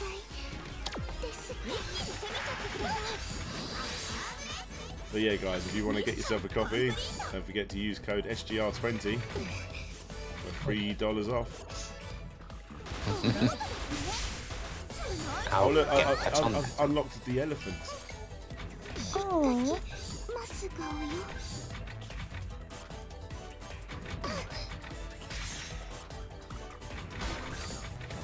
Oh my god. What's that? Are you a little bit further behind, I think, aren't you? Yeah, kind of. I'm just, yes. The anime is just making very A little sense. You're just whacking the pinball on her tits, basically. And the boobies, yeah. Oh no, I think I've lost the round now. I think you can hit her in the crotch and stuff as well. I don't know. Oh, I've got one more. Oh, I haven't been using my bonuses. Oh yeah, you gotta use your bonuses. I mean, Jesus. Oh, no way. Oh, ball return, that's fine. Oh.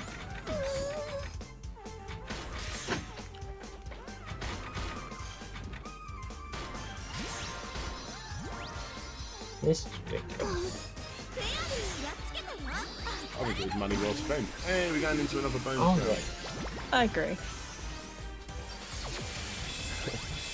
I'm whacking a pinball, that's an anime. I came for Sonic and Knuckles, I got half naked Konami girl.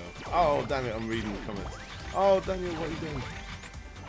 Yeah, don't read the comments, that's like the first rule of Hey, that's the first rule of streaming. Ignore the people watching with you.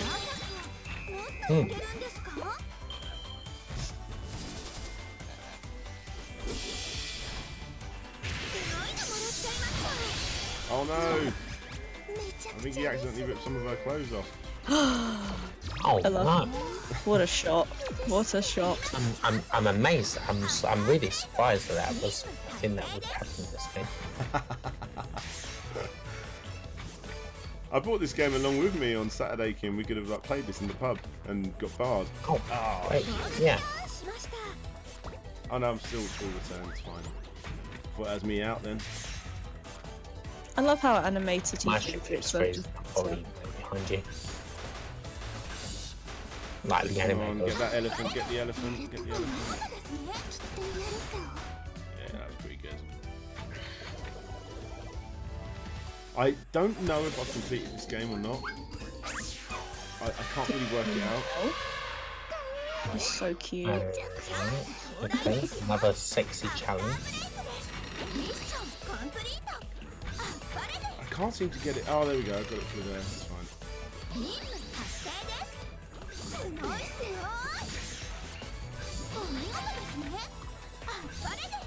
Come on, come on. Hey, there's a fairy in the chat, yay. Fever time! I don't know what fever time does, it's just like multiple points maybe. Lots of balls. Apparently.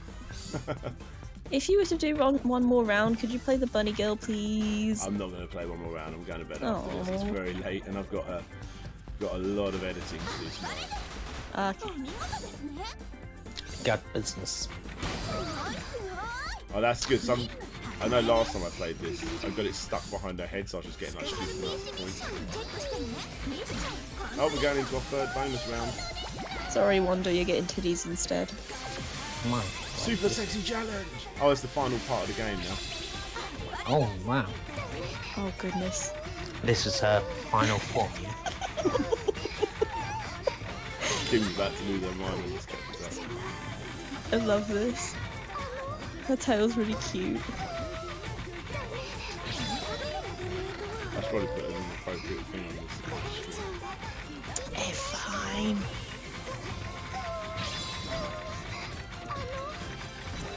Come on! The gap in the middle is so big that I can't really... It is really big, it's kind of unfair. Oh my gosh. What is this? I have to get in the middle, there we go. I don't like how her boobs are gyrating. You. I think they're boobs.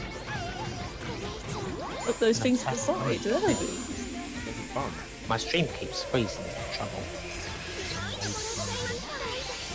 And there we go. Done. Oh, got a rank S. There you go. Well, how I got a rank S, I like dropped out about 5 times. And we're done. We're done. So let's have a look. Dry Sushi, got to drop out, Dan. Thanks for all of the great work. Thank you very much, Dry Sushi, for sticking Yeah, around. I'm so far behind you. Who else we got?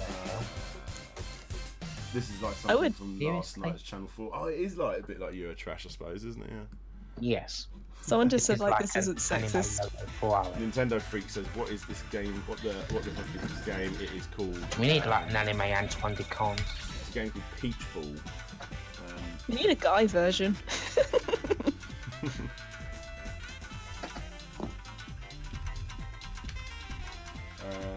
It's become quite a hard one to get. It's quite cheap at the moment, actually, Peach Ball. Uncommon game. And there we go. That is a very random game called Peach Ball. I love it. And if you guys want it, I'll put a link here.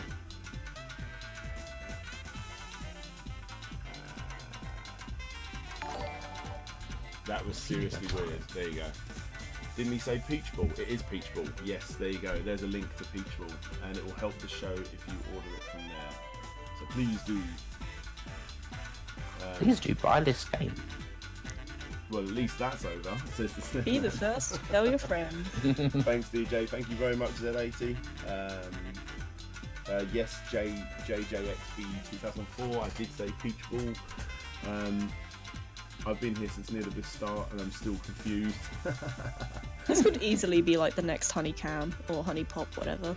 The quality is fantastic, great visuals, music, brilliant. Just a shame about the content. Yeah, it's a very random game. Just a shame about the anime tits. I get like loads and loads of Switch games every month from PlayAsia, and they're great. I mean, you can probably see that the red shelf up there. There's quite a few up there. Oh, you could do some serious like loads of Switch videos. That's so cool. Just you know, all up there. Get on that Nintendo Switch grind. Yeah, absolutely, it works, doesn't it? Oh, by the way, everybody, people keep talking about this lip thing I've got going on here. It's not a coleslaw or anything. I was building stuff in the woods with my son, and I had this massive big log that he asked me to pick up, and obviously being like a big man dad that I am, I wanted to impress him by picking it up. And I was like turning it around my head, but the momentum flew off and it just went and punched me in the face. So that's all that is. But And then I'm like, it fell on the floor, and I've got blood gushing out of my mouth. He's like, "Oh no, Daddy, no, it's over here, not over there." I'm like, "Just shut the fuck up." Shut up. Shut up, Toby. Bless. Shut up. So anyway, Perfectly okay. that's enough of Peach Ball. Thank you all so much for joining in. Are you done, my dude? Yes, Owen 40. I am indeed done. Sonic Guru Productions. Hi, hello, Sonic Guru Productions. I featured on your channel a while ago. If you like Sonic stuff, go check out that guy. Jay Keeley Company. Bye, bye, Jay Keeley. Thank you very much.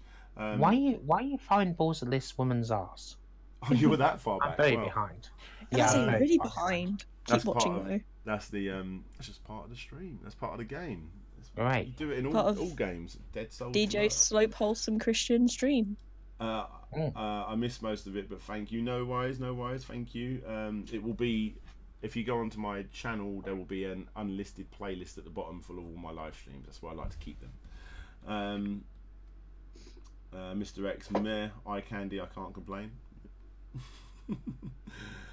So yeah, there you go. I think that's me out, guys. So yeah, see you later, everybody. Thank you so much for joining in. This was really fun. Everyone that donated and what have you. It was good. Bye. Very happy I completed this game. Bye bye.